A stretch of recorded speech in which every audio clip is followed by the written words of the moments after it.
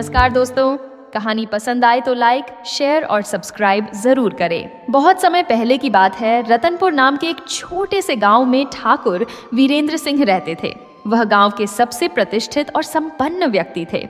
उनका नाम पूरे इलाके में सम्मान के साथ लिया जाता था। ठाकुर साहब केवल धन दौलत में ही समृद्ध नहीं थे, बल्कि उनका दिल भी बहुत बड़ा था।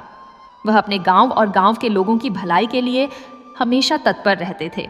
यही कारण था कि उन्होंने अपने गांव रतनपुर में एक सरकारी अस्पताल का निर्माण करवाने का फैसला किया था। यह अस्पताल न केवल रतनपुर के लोगों के लिए बल्कि आसपास के गांवों के लिए भी एक वरदान साबित होने वाला था। उस दिन सुबह का समय था।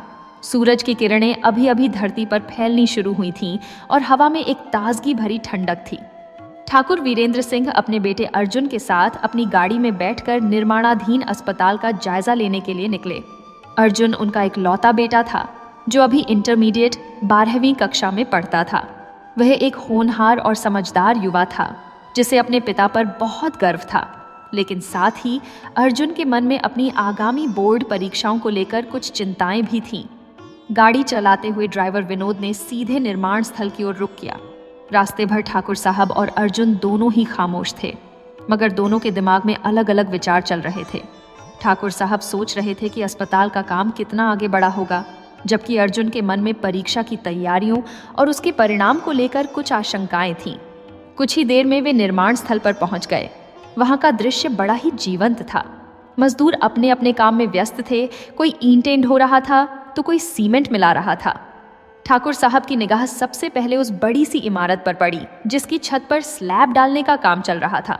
मिस्त्री और मजदूर बड़ी मेहनत से अपना काम कर रहे थे और उनके चेहरों पर पसीने की बूंदें चमक रही थीं। ठाकुर साहब गाड़ी से उतरे और अर्जुन भी उनके पीछे पीछे चल दिया। वहां खड़े होकर ठाकुर साहब ने काम का मुआयना किया और संतुष्ट नजर आए। फिर उन्होंने अर्जुन की ओर देखा और कहा, अर्जुन बेटा, देखो यह अस्पताल कितनी तेजी से बन रहा है।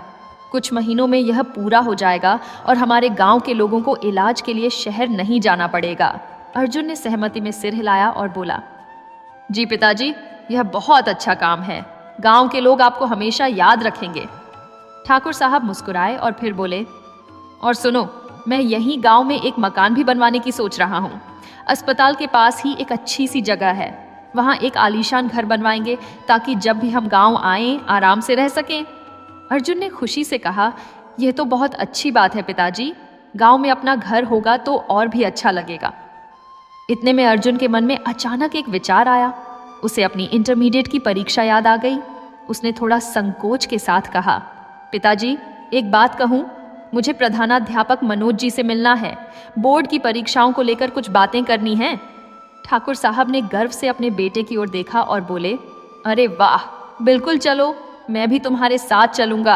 आखिर मेरा बेटा बोर्ड परीक्षा देने वाला है तो प्रधानाध्यापक जी से मिलना तो बनता है। यह सुनकर अर्जुन के चेहरे पर एक हल्की सी मुस्कान आ गई। पिता पुत्र दोनों वापस गाड़ी की ओर चल दिए, लेकिन गाड़ी में बैठने से पहले ठाकुर साहब ने अपने ड्राइवर विनोद को अलग से बुलाया और धीमी आवाज में कहा, विनोद, तुम अर्जुन की परीक्षा दिलवाने का इंतजाम कर देना। जहां भी जरूरत हो वहां बात कर लेना, समझ गए ना? विनोद ने सिर हिलाकर कहा, जी हुजूर, मैं सब संभाल लूंगा। यह बातचीत वहीं खड़े मुनीम काशीनाथ ने भी सुन ली। काशीनाथ पहले ठाकुर साहब के मुनीम लेखापाल हुआ करते थे, लेकिन अब उन्हें मैनेजर की कुर्सी मिल गई थी और वह ठाकुर साहब के सभी कामकाज को संभालते थे। निर्माण कार्य की देखरेख भी उन्हीं के जिम्मे थी। जब उन्होंने ठाकुर साहब और विनोद की बातचीत सुनी तो उनके चेहरे पर एक रहस्यमय मुस्कान आ गई। ठाकुर साहब ने उस मुस्कान को देख लिया और उन्हें थोड़ा आश्चर्य हुआ। उन्होंने सोचा, ये काशीनाथ क्यों मुस्कुरा रहा है? कहीं उसे मेरी बात का कोई गलत मतलब तो नहीं निकल गया? लेकिन ठाकुर साहब ने इस बात को ज्यादा तवज्जो नहीं दी और अर्जुन के साथ गाड़ी में बैठ गए। गाड़ी धीरे धीरे निर्माण स्थल से निकलकर गांव के स्कूल की ओर बढ़ने लगी। रास्ते भर अर्जुन चुप था और खिड़की से बाहर देख रहा था। उसके मन में परीक्षा को लेकर कई सवाल थे। क्या वह अच्छे अंक ला पाएगा? क्या उसे किसी तरह की कोई मुश्किल आएगी? और सबसे बड़ी बात, क्या उसके पिता की हैसियत और प्रभाव उसकी मदद करेंगे? दूसरी ओर ठाकुर वीरेंद्र सिंह भी अपने विचारों में खोए हुए थे। वह जानते थे कि अर्जुन एक होनहार बच्चा है, लेकिन बोर्ड परीक्षाओं का दबाव हर किसी पर होता है।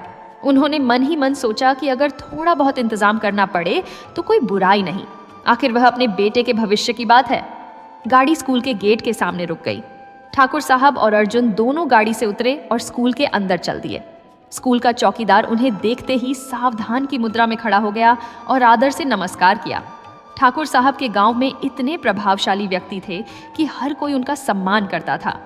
प्रधानाध्यापक मनोज जी का कमरा स्कूल के मुख्य भवन में था। ठाकुर साहब और अर्जुन दोनों उनके कमरे की ओर बढ़े। अर्जुन के दिल की धड़कनें तेज हो रही थीं। वह नहीं जानता था कि प्रधानाध्यापक जी से मिलने के बाद क्या पता चलेगा, लेकिन एक बात तय थी, यह मुलाकात उसकी जिंदगी में एक नया मोड़ लेकर आने वाली थी। और इस तरह ठाकुर वीरेंद्र सिंह और उनके बेटे अर्जुन की कहानी का पहला अध्याय यहीं खत्म होता है। अगले अध्याय में हम जानेंगे कि प्रधानाध्यापक मनोज जी ने उन्हें क्या बताया और इस बातचीत का अर्जुन और ठाकुर साहब दोनों पर क्या असर पड़ा। प्रधानाध्यापक मनोज जी अपने कमरे में बैठे हुए कुछ कागजात देख रहे थे। जब उन्होंने दरवाजे पर दस्तक सुनी और ठाकुर वीरेंद्र सिंह को देखा तो वह तुरंत अपनी कुर्सी से उठ खड़े हुए। मनोज जी एक सज्जन और अनुभवी शिक्षक थे जो पिछले 15 सालों से इस स्कूल में पढ़ा रहे थे और पिछले 5 सालों से प्रधानाध्यापक के पद पर थे। वह ठाकुर साहब का बहुत सम्मान करते थे क्योंकि ठाकुर साहब ने स्कूल के विकास में बहुत योगदान दिया था। आइए ठाकुर साहब, आइए, बैठिए, मनोज जी ने आदर से कहा और अपनी मेज के सामने रखी कुर्सियों की ओर इशारा किया। ठाकुर साहब और अर्जुन दोनों बैठ गए। मनोज जी ने चपरासी को चाय लाने का आदेश दिया और फिर पूछा, कहिए ठाकुर साहब, आज अचानक कैसे आना हुआ? सब कुछ ठीक तो है? ठाकुर साहब ने मुस्कुराते हुए कहा, जी हाँ, सब ठीक है।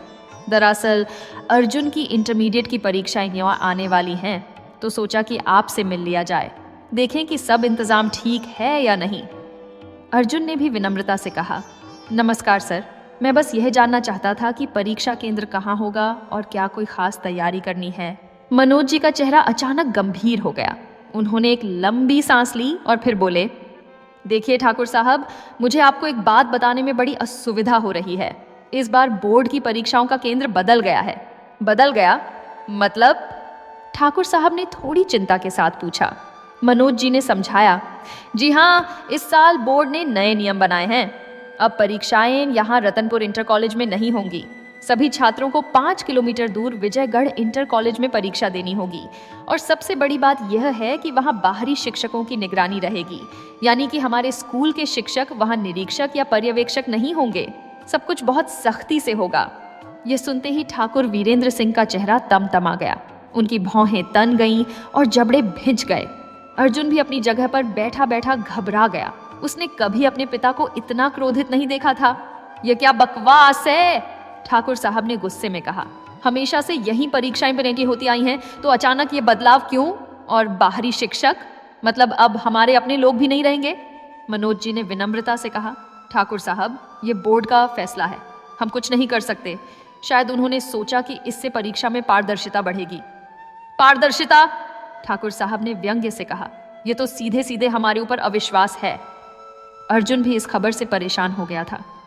उसने धीमी आवाज में पूछा, सर, लेकिन विजयगढ़ तो यहाँ से बहुत दूर है, रोज आना जाना कैसे होगा? मनोज जी ने सहानुभूति से कहा, बेटा, तुम्हें रोज जाना ही पड़ेगा, या फिर तुम वहाँ किसी होटल या धर्मशाला में रुक सकते हो। कई छात्र ऐसा ही करेंगे। ठाकुर साहब ने गुस्से से कुर्सी पर हाथ मारा और बोले, ये तो बहुत गलत हो रहा है। अब हमें अतिरिक्त खर्चा उठाना पड़ेगा, रोज का आना जाना, खाना पीना, और पता नहीं वहाँ के लोग क्या क्या मांगेंगे।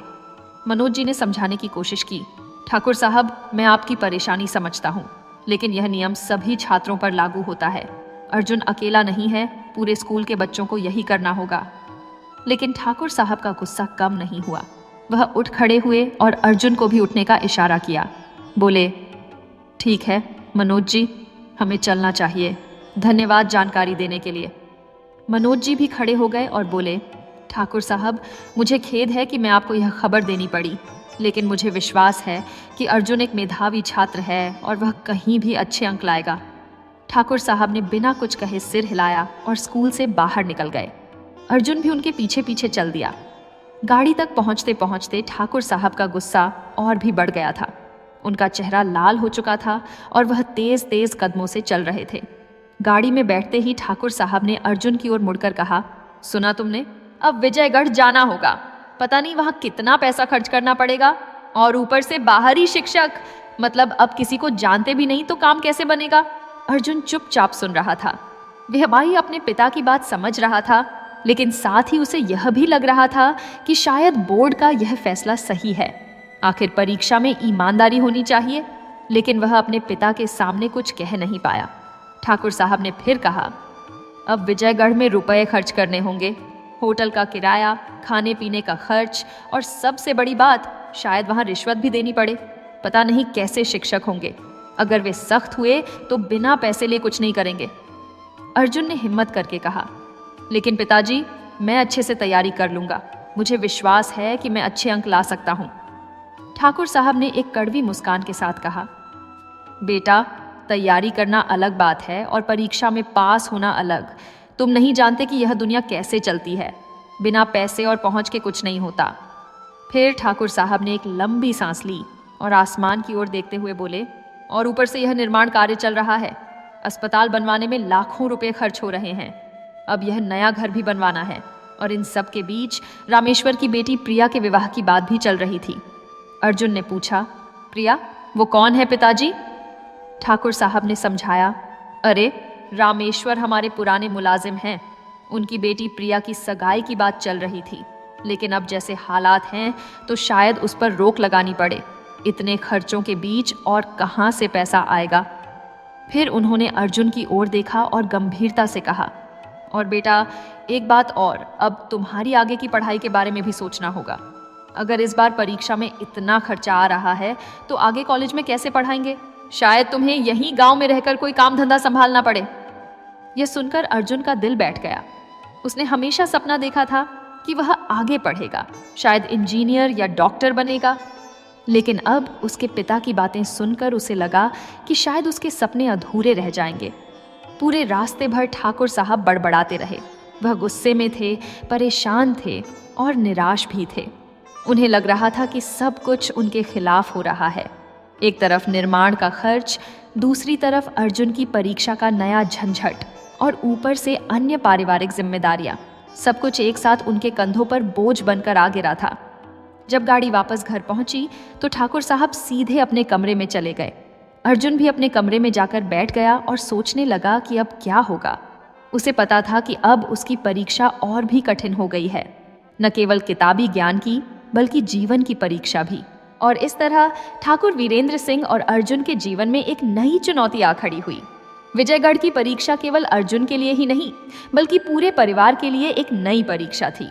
लेकिन कहानी यहीं खत्म नहीं होती। अभी और भी कई मोड़ आने वाले थे जो इस परिवार के जीवन को पूरी तरह से बदल देने वाले थे। उस दिन दोपहर का समय था। सूरज आसमान में अपनी पूरी चमक के साथ चढ़ चुका था और गर्मी अपने चरम पर थी। निर्माण स्थल पर काम अभी भी जारी था, लेकिन मजदूरों की रफ्तार थोड़ी धीमी हो गई थी। गर्मी के कारण सभी थोड़ा सुस्त पड़ गए थे, लेकिन एक व्यक्ति था जो बिल्कुल भी थका हुआ नहीं लग रहा था, और वह थे मुनीम काशीनाथ। जैसे ही ठाकुर वीरेंद्र सिंह और अर्जुन की गाड़ी निर्माण स्थल से रवाना हुई, काशीनाथ के चेहरे पर एक रहस्यमय मुस्कान तैर गई। वह मुस्कान न तो खुशी की थी और न ही मासूमियत की। वह एक ऐसी मुस्कान थी जो किसी गहरी चाल और योजना की ओर इशारा करती थी। काशीनाथ ने चारों ओर नजर दौड़ाई, यह सुनिश्चित करने के लिए कि कोई उन्हें देख तो नहीं रहा। फिर उन्होंने अपनी जेब से एक पुराना मोबाइल फोन निकाला और एक नंबर मिलाया। हाँ पंडित जी, काशीनाथ ने धीमी आवाज में कहा, आज शाम 5 बजे मेरे यहाँ आ जाइए, एक जरूरी काम है। दूसरी ओर से आवाज आई, ठीक है मुनीम जी, मैं समय पर पहुंच जाऊंगा। फोन रखते ही काशीनाथ फिर से मुस्कुराए। उनके मन में एक योजना चल रही थी जो वह बहुत दिनों से सोच रहे थे। दरअसल काशीनाथ एक चालाक व्यक्ति थे। वह ठाकुर साहब के यहाँ पहले मुनीम की हैसियत से काम करते थे, लेकिन धीरे धीरे अपनी चतुराई और बातों के बल पर उन्होंने ठाकुर साहब का विश्वास जीत लिया था। अब उन्हें मैनेजर का पद मिल चुका था और वह ठाकुर साहब के सभी कामकाज देखते थे। लेकिन काशीनाथ की महत्वाकांक्षाएं यहीं खत्म नहीं होती थीं। वह और ऊंचाई पर जाना चाहते थे और उसके लिए वह कोई भी हथकंडा अपना सकते थे। काशीनाथ के एक बेटा था जिसका नाम राजू था। राजू करीब 25 साल का नौजवान था जो शहर में बैंक में क्लर्क की नौकरी करता था। राजू एक साधारण युवा था, न बहुत होशियार और न ही बहुत महत्वाकांक्षी। लेकिन काशीनाथ को अपने बेटे से बड़ी उम्मीदें थीं। वह चाहते थे कि राजू की शादी किसी ऐसे घर में हो जहां से उनकी अपनी हैसियत और बढ़ जाए। और इसी सोच के साथ काशीनाथ की नजर पड़ी थी रामेश्वर की बेटी प्रिया पर। रामेश्वर ठाकुर साहब के पुराने और वफादार नौकर थे। वह एक ईमानदार और मेहनती इंसान थे जो अपने परिवार का पालन पोषण बड़ी मेहनत से करते थे। उनकी बेटी प्रिया अभी 12 साल की थी, लेकिन वह बहुत सुंदर और समझदार थी। गांव में सभी लोग प्रिया की तारीफ करते थे। वह न केवल दिखने में सुंदर थी, बल्कि पढ़ाई में भी बहुत तेज थी। उसके स्कूल के शिक्षक हमेशा उसकी प्रशंसा करते थे। काशीनाथ ने सोचा कि अगर राजू की शादी प्रिया से हो जाए तो उनका रिश्ता रामेश्वर के परिवार से और मजबूत हो जाएगा और साथ ही ठाकुर साहब के घर में भी उनकी पहुंच और बढ़ जाएगी। लेकिन उन्हें एक चिंता थी। वह जानते थे कि ठाकुर साहब एक बदलते मिजाज के इंसान थे। आज जो बात कहें कल पलट सकते थे। और उन्हें यह भी पता था कि ठाकुर साहब की आर्थिक स्थिति अभी बहुत अच्छी नहीं थी। निर्माण कार्य में बहुत सारा पैसा लग रहा था और ठाकुर साहब को पैसों की किल्लत हो रही थी। इसलिए काशीनाथ ने तय किया कि वह खुद से अपनी मर्जी से और बिना ठाकुर साहब के हस्तक्षेप के प्रिया और राजू की सगाई करवा लेंगे। उन्होंने सोचा, अगर सगाई हो गई तो फिर ठाकुर साहब चाहें या न चाहें विवाह तो होना ही होगा और इससे मेरा फायदा होगा। शाम के 5 बजे जैसा कि तय हुआ था, पंडित जी काशीनाथ के घर पहुंचे। पंडित जी गांव के एकमात्र ज्योतिषी थे जो शुभ मुहूर्त निकालने, जन्मपत्री बनाने और धार्मिक कार्यों में माहिर थे। वह एक पतले दुबले व्यक्ति थे जिनके माथे पर चंदन का तिलक लगा रहता था और हाथ में हमेशा एक पुरानी पोथी होती थी। आइए पंडित जी, आइए, काशीनाथ ने उनका स्वागत करते हुए कहा। बैठिए बैठिए। पंडित जी बैठ गए और अपनी पोथी को अपनी गोद में रख लिया। काशीनाथ की पत्नी श्यामाली ने उनके लिए चाय और नमकीन का प्रबंध किया। तो बताइए मुनीम जी, क्या काम है? पंडित जी ने पूछा। काशीनाथ ने चारों ओर देखा, जैसे यह सुनिश्चित कर रहे हों कि कोई सुन तो नहीं रहा। फिर उन्होंने धीमी आवाज में कहा, पंडित जी, मुझे अपने बेटे राजू की सगाई का शुभ मुहूर्त निकलवाना है। पंडित जी ने आश्चर्य से पूछा, अरे वाह, ये तो बहुत अच्छी बात है। लड़की कौन है? काशीनाथ ने कहा, रामेश्वर की बेटी प्रिया। पंडित जी ने सोचते हुए कहा, रामेश्वर की बेटी? लेकिन वह तो अभी बहुत छोटी है, अभी उसकी उम्र क्या होगी? काशीनाथ ने जल्दी से कहा, 12 साल की है पंडित जी। लेकिन आप चिंता मत कीजिए, सगाई अब भी कर लेंगे और विवाह 3 साल बाद करेंगे, जब वह 15 साल की हो जाएगी। पंडित जी ने सिर हिलाया। ठीक है, यह तो ठीक है, लेकिन ठाकुर साहब को पता है इस बारे में? काशीनाथ की आंखों में एक चमक आई। उन्होंने कहा, पंडित जी, सच बात यह है कि मुझे ठाकुर साहब पर भरोसा नहीं है। आज कुछ कहते हैं, कल कुछ और। उनकी आर्थिक हालत भी अच्छी नहीं है। कहीं ऐसा न हो कि बाद में वह मुकर जाएं। इसलिए मैं चाहता हूं कि सगाई जल्दी से जल्दी हो जाए। एक बार सगाई हो गई तो फिर कोई पीछे नहीं हट सकता। पंडित जी समझ गए कि काशीनाथ की मंशा क्या है। उन्होंने अपनी पोथी खोली और पन्ने पलटने लगे। कुछ देर गणना करने के बाद उन्होंने कहा, देखिए मुनीम जी, बसंत पंचमी का दिन बहुत शुभ है। यह करीब 2 हफ्ते बाद आएगा। उस दिन शगुन किया जा सकता है और फिर महाशिवरात्रि को सगाई का मुहूर्त है, जो उसके कुछ दिनों बाद आएगी। काशीनाथ ने खुशी से कहा, बहुत बढ़िया, तो बसंत पंचमी को शगुन और शिवरात्रि को सगाई, बिल्कुल सही है। तभी काशीनाथ को एक और विचार आया। उन्होंने कहा, पंडित जी, एक और बात, मैं अपनी बहन जमुना को कानपुर से बुला लूंगा। वह भी इस काम में मेरी मदद करेगी। उसकी मौजूदगी से सगाई और भी पक्की हो जाएगी। पंडित जी ने सहमति में सिर हिलाया। बहुत अच्छा, बहन का होना शुभ माना जाता है। जमुना काशीनाथ की बड़ी बहन थी जो कानपुर में रहती थी। उनके पति की अच्छी नौकरी थी और वह काफी संपन्न थी। जमुना एक तेज तर्रार और बुद्धिमान महिला थी जो अपने भाई काशीनाथ का बहुत ख्याल रखती थी। काशीनाथ जानते थे कि अगर जमुना भी इस काम में शामिल हो गई तो सब कुछ और भी आसान हो जाएगा। उस शाम ही काशीनाथ ने अपनी बहन जमुना को फोन किया। दीदी नमस्ते, मैं काशीनाथ बोल रहा हूँ। हाँ भाई बोलो, कैसे हो, सब ठीक है? जमुना ने प्यार से पूछा। काशीनाथ ने कहा, सब ठीक है दीदी, मैं आपको एक खुशखबरी देने के लिए फ़ोन किया हूँ। राजू की सगाई तय हो रही है। अरे वाह, ये तो बहुत अच्छी बात है। लड़की किस घर की है? जमुना ने उत्सुकता से पूछा। काशीनाथ ने विस्तार से बताया, लड़की का नाम प्रिया है। वह रामेश्वर की बेटी है जो ठाकुर साहब के यहाँ काम करते हैं। लड़की बहुत सुंदर और होशियार है, पढ़ाई में भी बहुत अच्छी है। जमुना ने पूछा, और उसकी उम्र कितनी है? काशीनाथ ने थोड़ा झिझकते हुए कहा, वह अभी 12 साल की है, लेकिन शादी 3 साल बाद होगी। जमुना को थोड़ा आश्चर्य हुआ, लेकिन उन्होंने कुछ नहीं कहा। उन्होंने पूछा, तो सगाई कब है? काशीनाथ ने कहा, बसंत पंचमी को शगुन और महाशिवरात्रि को सगाई। और दीदी, मैं चाहता हूं कि आप भी यहां आ जाएं। आपका होना बहुत जरूरी है। जमुना ने बिना किसी हिचकिचाहट के कहा, बिल्कुल भाई, मैं आ जाऊंगी, तुम चिंता मत करो, मैं सब इंतजाम में तुम्हारी मदद करूंगी। काशीनाथ को बड़ी राहत मिली। अब उनकी योजना पूरी तरह से तैयार थी। बसंत पंचमी को शगुन, फिर महाशिवरात्रि को सगाई और 3 साल बाद विवाह। सब कुछ सही ढंग से हो जाएगा। और सबसे बड़ी बात, यह सब उनकी अपनी मर्जी से होगा, ठाकुर साहब के हस्तक्षेप के बिना। उस रात काशीनाथ बहुत खुश थे। उन्होंने अपनी पत्नी श्यामाली को भी सब कुछ बता दिया। श्यामाली भी खुश थी, लेकिन उन्हें एक चिंता थी। उन्होंने पूछा, लेकिन अगर ठाकुर साहब को पता चला तो? काशीनाथ ने आत्मविश्वास से कहा, तब तक सब हो चुका होगा, और एक बार सगाई हो गई तो ठाकुर साहब भी कुछ नहीं कर पाएंगे।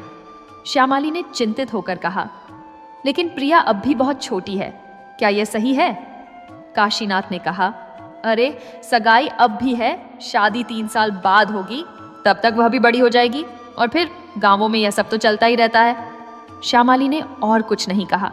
वह जानती थी कि उनके पति जब कोई फैसला कर लेते हैं तो उसे बदलना मुश्किल होता है, और इस तरह काशीनाथ की गुप्त योजना अब धीरे धीरे अमल में आने लगी थी। पंडित जी ने मुहूर्त निकाल दिए थे, जमुना आने के लिए तैयार हो गई थी और सब कुछ तय हो चुका था। लेकिन क्या यह योजना वाकई सफल होगी? क्या प्रिया और उसके परिवार इस फैसले को स्वीकार करेंगे? और सबसे बड़ा सवाल, जब ठाकुर साहब को इस बात का पता चलेगा तो वह क्या करेंगे? इन सभी सवालों के जवाब तो समय ही देगा। अगले दिन सुबह का समय था। सूरज की हल्की किरणें रामेश्वर के छोटे से घर की खिड़कियों से अंदर आ रही थीं। रामेश्वर एक साधारण और ईमानदार व्यक्ति थे, जो ठाकुर वीरेंद्र सिंह के यहाँ पिछले 20 सालों से काम कर रहे थे। उनका घर गांव के बाहरी छोर पर था, एक छोटा सा मिट्टी और ईंटों का बना हुआ मकान, जिसमें 3 कमरे थे। घर में रामेश्वर, उनकी पत्नी सरस्वती और उनकी बेटी प्रिया रहते थे। प्रिया उस सुबह स्कूल जाने की तैयारी कर रही थी। वह कक्षा 7वीं में पढ़ती थी और अपनी कक्षा में हमेशा प्रथम आती थी। उसका चेहरा गोरा और निर्मल था, आंखें बड़ी बड़ी और मासूम थीं, और बालों की 2 लंबी चोटियां थीं, जिन्हें उसकी माँ हर रोज बड़े प्यार से गूंथती थीं। प्रिया न केवल पढ़ाई में तेज थी, बल्कि घर के कामों में भी अपनी माँ का हाथ बहटाती थी। उस दिन दोपहर के करीब 2 बजे जब प्रिया स्कूल से लौट आई और अपनी किताबें रखकर खाना खाने बैठी ही थी, तभी दरवाजे पर दस्तक हुई। रामेश्वर ने दरवाजा खोला तो सामने मुनीम काशीनाथ और पंडित जी खड़े थे। नमस्ते मुनीम जी, आइए आइए, रामेश्वर ने आदर से कहा और उन्हें अंदर बैठने के लिए कहा। काशीनाथ और पंडित जी अंदर आकर बैठ गए। रामेश्वर की पत्नी सरस्वती ने जल्दी से चाय बनाने का इंतजाम किया। प्रिया भी अपने कमरे से बाहर झांक रही थी, यह देखने के लिए कि कौन आया है। काशीनाथ ने मुस्कुराते हुए कहा, रामेश्वर भाई, मैं आज एक बहुत खुशी की खबर लेकर आया हूँ। रामेश्वर ने उत्सुकता से पूछा, क्या बात है मुनीम जी, बताइए। काशीनाथ ने कहा, मैं आपकी बेटी प्रिया के लिए एक रिश्ता लेकर आया हूँ। मेरा बेटा राजू, जो शहर में बैंक में नौकरी करता है, उसके लिए मैं प्रिया को बहू के रूप में देखना चाहता हूँ। यह सुनकर रामेश्वर और सरस्वती दोनों चौंक गए। उन्होंने कभी सोचा नहीं था कि इतनी जल्दी प्रिया के विवाह की बात आ जाएगी। आखिर वह अब भी केवल 12 साल की थी। रामेश्वर ने संकोच से कहा, मुनीम जी, यह तो बहुत बड़ी बात है, लेकिन प्रिया अब भी बहुत छोटी है, वह अब भी पढ़ रही है। काशीनाथ ने तुरंत कहा, अरे भाई, मैं भी यही चाहता हूँ कि प्रिया पढ़े। सगाई अब भी कर लेंगे, लेकिन विवाह 3 साल बाद होगा। तब तक प्रिया भी बड़ी हो जाएगी और अपनी पढ़ाई भी पूरी कर लेगी। पंडित जी ने भी बीच में कहा, हाँ रामेश्वर भाई, ये बहुत अच्छा रिश्ता है। राजू की बैंक में अच्छी नौकरी है और मुनीम जी का परिवार भी सम्मानित है। यह रिश्ता आपकी बेटी के लिए बहुत अच्छा रहेगा। सरस्वती ने अपने पति की ओर देखा। उनकी आंखों में चिंता थी। वह नहीं चाहती थी कि उनकी बेटी इतनी जल्दी बड़ों की जिम्मेदारियों में फंस जाए। लेकिन साथ ही वह यह भी जानती थी कि काशीनाथ एक प्रभावशाली व्यक्ति थे और उनसे मना करना आसान नहीं था। रामेश्वर ने सोचते हुए कहा, मुनीम जी, मुझे थोड़ा समय चाहिए, मैं ठाकुर साहब से भी बात करना चाहता हूँ। काशीनाथ के चेहरे पर एक पल के लिए झूंझलाहट आई, लेकिन उन्होंने तुरंत अपने आप को संभाल लिया। बोले, रामेश्वर भाई, यह तो आपके और आपकी बेटी के भविष्य की बात है। ठाकुर साहब से बात करना ठीक है, लेकिन फैसला आपको ही करना है। और देखिए, पंडित जी ने बहुत शुभ मुहूर्त निकाला है। बसंत पंचमी को शगुन और महाशिवरात्रि को सगाई। सरस्वती ने चाय और नमकीन लेकर आई और सभी को परोसा। पंडित जी ने अपनी पोथी खोली और मुहूर्त के बारे में विस्तार से समझाने लगे। रामेश्वर चुपचाप सुनते रहे। उनके मन में कई सवाल थे, लेकिन वह कुछ कह नहीं पा रहे थे। इसी बीच प्रिया अपने कमरे में बैठी यह सब सुन रही थी। उसे समझ में नहीं आ रहा था कि यह सब क्या हो रहा है। सगाई, शादी, वह तो अभी स्कूल में पढ़ती है, उसे आगे भी पढ़ना है। उसके सपने हैं, वह शिक्षिका बनना चाहती है। लेकिन यह सब बातें सुनकर उसे डर लग रहा था। उसकी आंखों में आंसू आ गए, लेकिन उसने अपने आप को संभाला। कुछ देर बाद काशीनाथ और पंडित जी चले गए। उन्होंने रामेश्वर से कहा कि वह अगले दिन जवाब दे दें। रामेश्वर ने सिर हिलाया और उन्हें विदा किया। जैसे ही वे गए, सरस्वती ने अपने पति से पूछा, आप क्या सोच रहे हैं? क्या हम यह रिश्ता मान लें? रामेश्वर ने गहरी सांस लेते हुए कहा, मैं कल ठाकुर साहब से बात करूंगा, वही सही सलाह दे पाएंगे। अगले दिन रामेश्वर ठाकुर साहब के पास गए। ठाकुर साहब उस समय अपने बगीचे में टहल रहे थे। रामेश्वर ने उन्हें प्रणाम किया और सारी बात बताई। ठाकुर साहब ने सुनकर कहा, रामेश्वर, यह तो बहुत अच्छी बात है। काशीनाथ का परिवार सम्मानित है और राजू की नौकरी भी अच्छी है। तुम्हें यह रिश्ता मान लेना चाहिए। और वैसे भी सगाई अभी है, शादी तो 3 साल बाद होगी। रामेश्वर ने कहा, लेकिन ठाकुर साहब, प्रिया अभी बहुत छोटी है और वह पढ़ना चाहती है। ठाकुर साहब ने कहा, तो पढ़ने देना। काशीनाथ ने भी तो यही कहा है कि शादी 3 साल बाद होगी, तब तक वह अपनी पढ़ाई पूरी कर लेगी। तुम फिक्र मत करो। रामेश्वर को ठाकुर साहब की बात में कुछ सच्चाई लगी। उन्होंने सोचा कि शायद यह रिश्ता सच में अच्छा है। आखिर राजू की नौकरी अच्छी थी और काशीनाथ का परिवार भी ठीक था। उस शाम रामेश्वर ने काशीनाथ को अपनी सहमति दे दी। काशीनाथ बहुत खुश हुए। उन्होंने तुरंत अपनी बहन जमुना को फोन किया और खुशखबरी सुनाई। जमुना ने कहा कि वह 2 दिनों में गांव आ जाएंगी। 2 दिन बाद शाम के समय एक बड़ी सी गाड़ी गांव में आई। उसमें से जमुना उतरी। वह एक सुंदर साड़ी पहने हुई थी और उनके साथ उनकी बेटी भी थी। काशीनाथ और श्यामली ने उनका स्वागत किया। भाई, कैसे हो? जमुना ने काशीनाथ को गले लगाते हुए कहा। बहुत अच्छा दीदी, आप आ गईं, यही बहुत है, काशीनाथ ने कहा। जमुना ने पूछा, तो बहू कहाँ है? मुझे दिखाओ। काशीनाथ ने कहा, चलिए अभी रामेश्वर के घर चलते हैं। वे सब रामेश्वर के घर पहुंचे। रामेश्वर और सरस्वती ने जमुना का स्वागत किया। प्रिया भी अपने कमरे से बाहर आई। जब जमुना ने प्रिया को देखा तो उनका दिल खुश हो गया। प्रिया सच में बहुत सुंदर थी। आओ बेटी, पास आओ, जमुना ने प्यार से कहा। प्रिया धीरे धीरे उनके पास गई। जमुना ने उसे अपने पास बैठाया और उसके सिर पर हाथ फेरा। फिर उन्होंने पूछा, बेटी, तुम किस कक्षा में पढ़ती हो? प्रिया ने धीमी आवाज में कहा, 7वीं में। और आगे भी पढ़ना चाहती हो? जमुना ने पूछा। प्रिया की आंखों में चमक आ गई।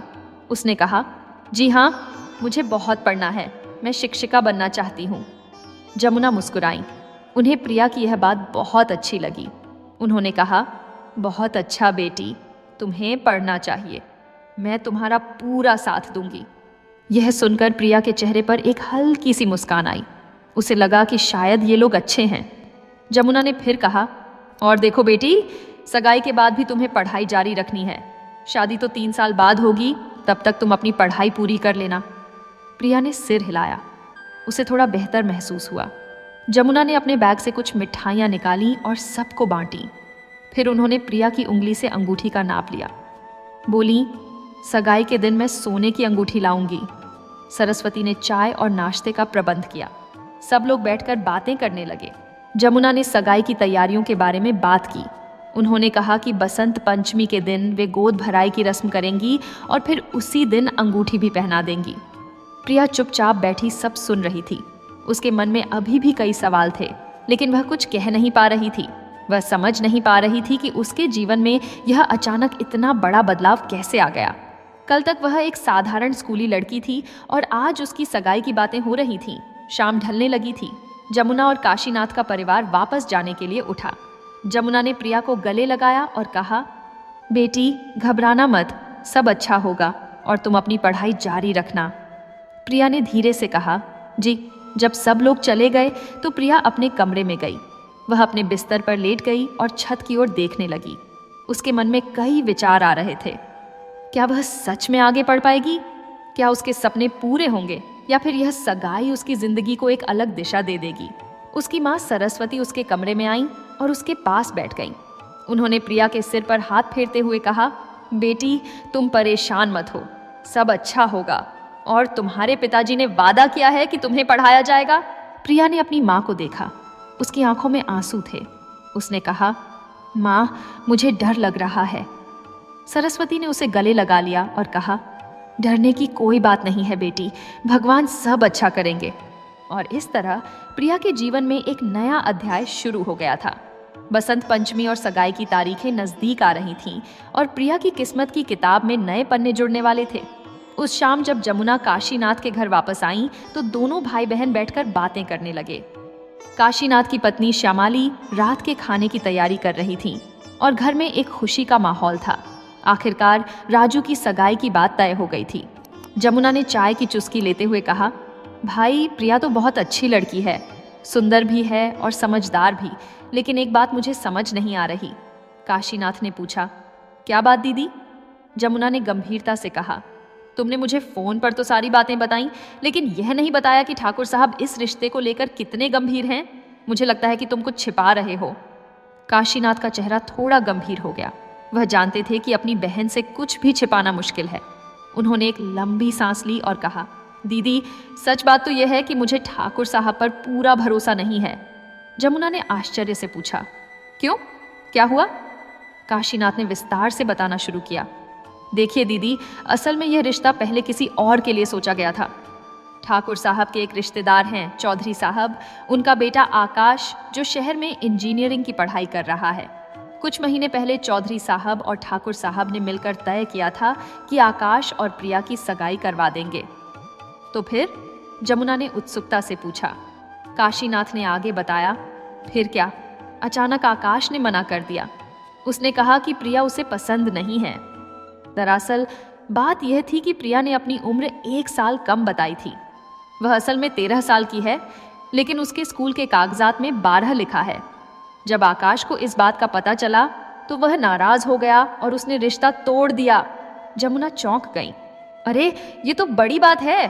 तो प्रिया की असली उम्र 13 साल है? काशीनाथ ने सिर हिलाते हुए कहा। हाँ दीदी, लेकिन यह कोई बड़ी बात नहीं है, 1 साल का ही तो फर्क है।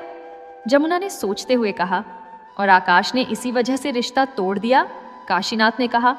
हाँ, और चौधरी साहब भी नाराज हो गए। उन्होंने ठाकुर साहब से कहा कि झूठ बोला गया है।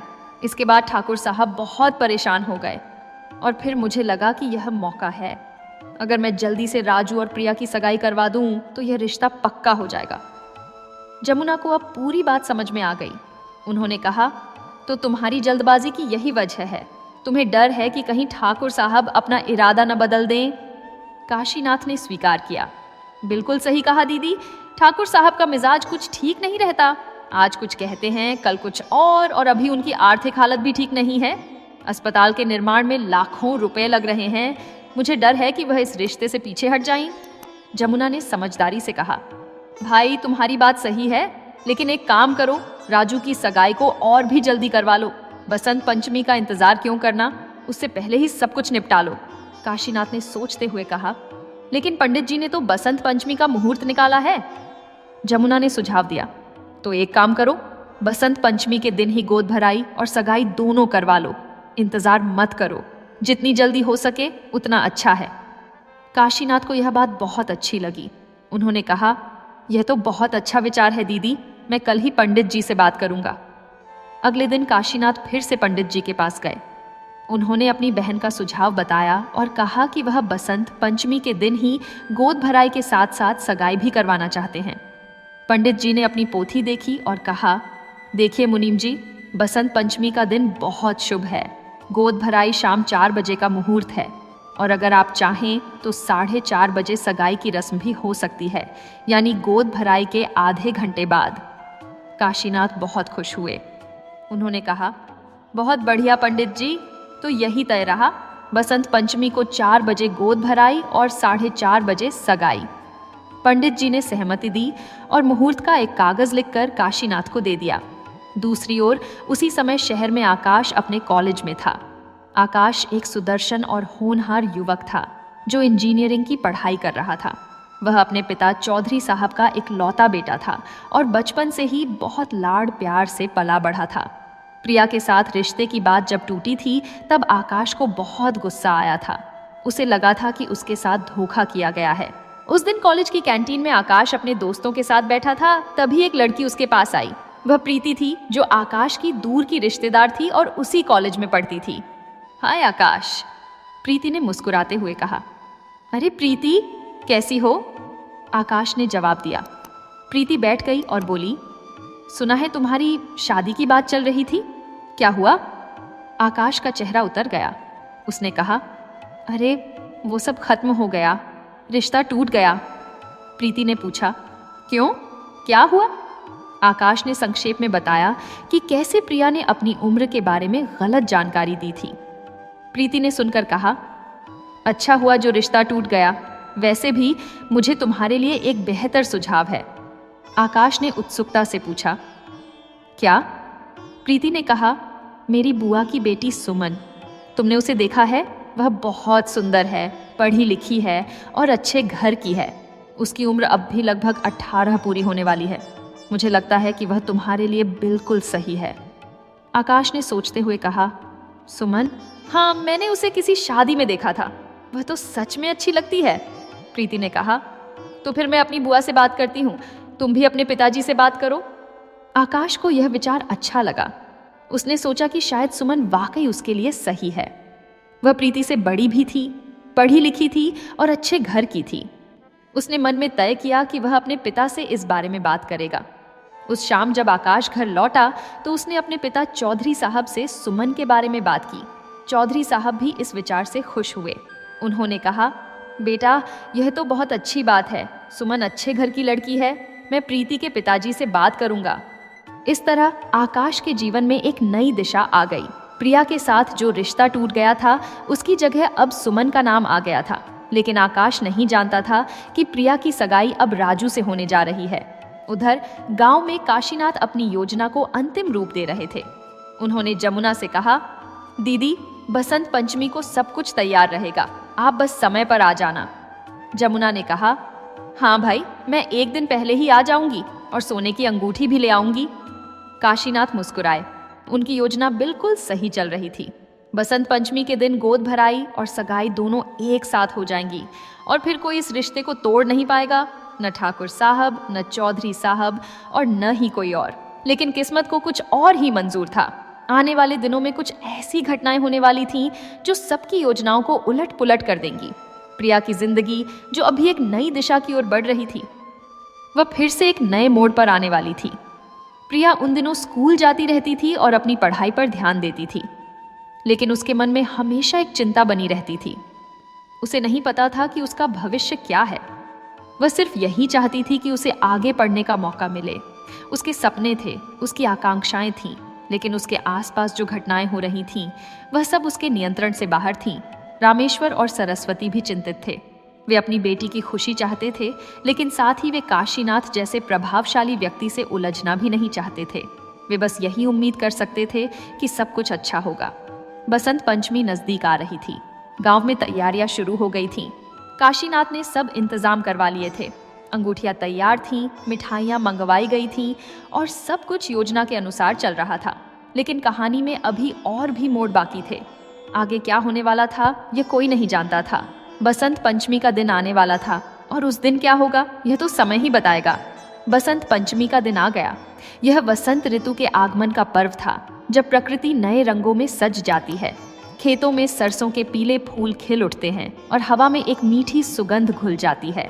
लेकिन प्रिया के लिए यह दिन सिर्फ एक त्योहार नहीं था, बल्कि उसकी जिंदगी का एक महत्वपूर्ण मोड़ था। सुबह से ही प्रिया के मन में अजीब सी बेचैनी थी। वह जानती थी कि आज शाम को उसकी गोद भराई और सगाई होने वाली है। उसने अपनी माँ सरस्वती से कहा था कि वह स्कूल जाना चाहती है क्योंकि आज उसका एक महत्वपूर्ण टेस्ट था। सरस्वती ने पहले तो मना किया, लेकिन प्रिया की जिद के आगे उन्हें झुकना पड़ा। प्रिया सुबह जल्दी उठी और तैयार होकर स्कूल चली गई। स्कूल में उसकी सहेली रंजना ने उसे देखते ही पूछा, अरे प्रिया, आज तुम स्कूल आ गई? मैंने तो सुना था कि आज तुम्हारी कोई रस्म है। प्रिया ने धीरे से कहा, हाँ शाम को है, लेकिन मुझे टेस्ट देना था इसलिए आ गई। रंजना ने उत्सुकता से पूछा, सुना है तुम्हारी सगाई होने वाली है, कैसा लग रहा है? प्रिया चुप रही। वह नहीं जानती थी कि क्या जवाब दे। उसके मन में खुशी नहीं, बल्कि एक अजीब सा डर था। रंजना ने उसकी चुप्पी देखी और कुछ नहीं पूछा। स्कूल में प्रिया की कक्षा की शिक्षिका, जिनका नाम शीला देवी था, प्रिया को बहुत प्यार करती थीं। जब उन्हें पता चला कि आज प्रिया की गोद भराई है, तो उन्होंने प्रिया को बुलाया और उसके सिर पर हाथ फेरते हुए कहा, बेटी, तुम बहुत होशियार हो, अपनी पढ़ाई कभी मत छोड़ना, शादी के बाद भी पढ़ाई जारी रखना। प्रिया की आंखों में आंसू आ गए। उसने कहा, जी मैम, मैं पढ़ाई नहीं छोड़ूंगी। शीला देवी ने प्यार से कहा, मुझे तुम पर पूरा भरोसा है, तुम जरूर कुछ बड़ा करोगी। स्कूल खत्म होने के बाद प्रिया घर लौटी। घर में तैयारियां जोरों पर थीं। रामेश्वर ने मिठाइयां मंगवाई थीं और सरस्वती ने घर को सजाया था। प्रिया के लिए एक नई पीली साड़ी रखी थी, क्योंकि बसंत पंचमी पर पीले रंग का विशेष महत्व होता है। दोपहर में प्रिया ने नहा धोकर तैयारी शुरू कर दी। सरस्वती ने बड़े प्यार से उसे पीली साड़ी पहनाई। प्रिया को साड़ी पहनना नहीं आता था, इसलिए उसकी माँ ने उसे पहनाया। फिर उन्होंने प्रिया के बालों में गजरा लगाया और माथे पर लाल बिंदी लगाई। जब प्रिया तैयार हुई तो वह बहुत सुंदर लग रही थी। सरस्वती की आंखों में आंसू आ गए। वह सोच रही थी कि उनकी छोटी सी बच्ची कितनी जल्दी बड़ी हो गई। शाम के 4 बजे के करीब काशीनाथ का परिवार आ गया। उनके साथ राजू भी था, जो शर्माया हुआ था। राजू एक साधारण दिखने वाला युवक था, जिसके चेहरे पर कुछ खास आत्मविश्वास नहीं था। उसने एक साधारण कुर्ता पायजामा पहना हुआ था। जमुना भी आई थी और उनके हाथ में बड़े से थैले थे, जिनमें सगाई के लिए सामान था। श्यामाली के हाथ में पूजा की थाली थी, जिसमें फल, फूल और मिठाइयाँ रखी थीं। पंडित जी भी समय पर पहुंच गए। उन्होंने सबसे पहले गणेश जी की पूजा की और फिर गोद भराई की रस्म शुरू की।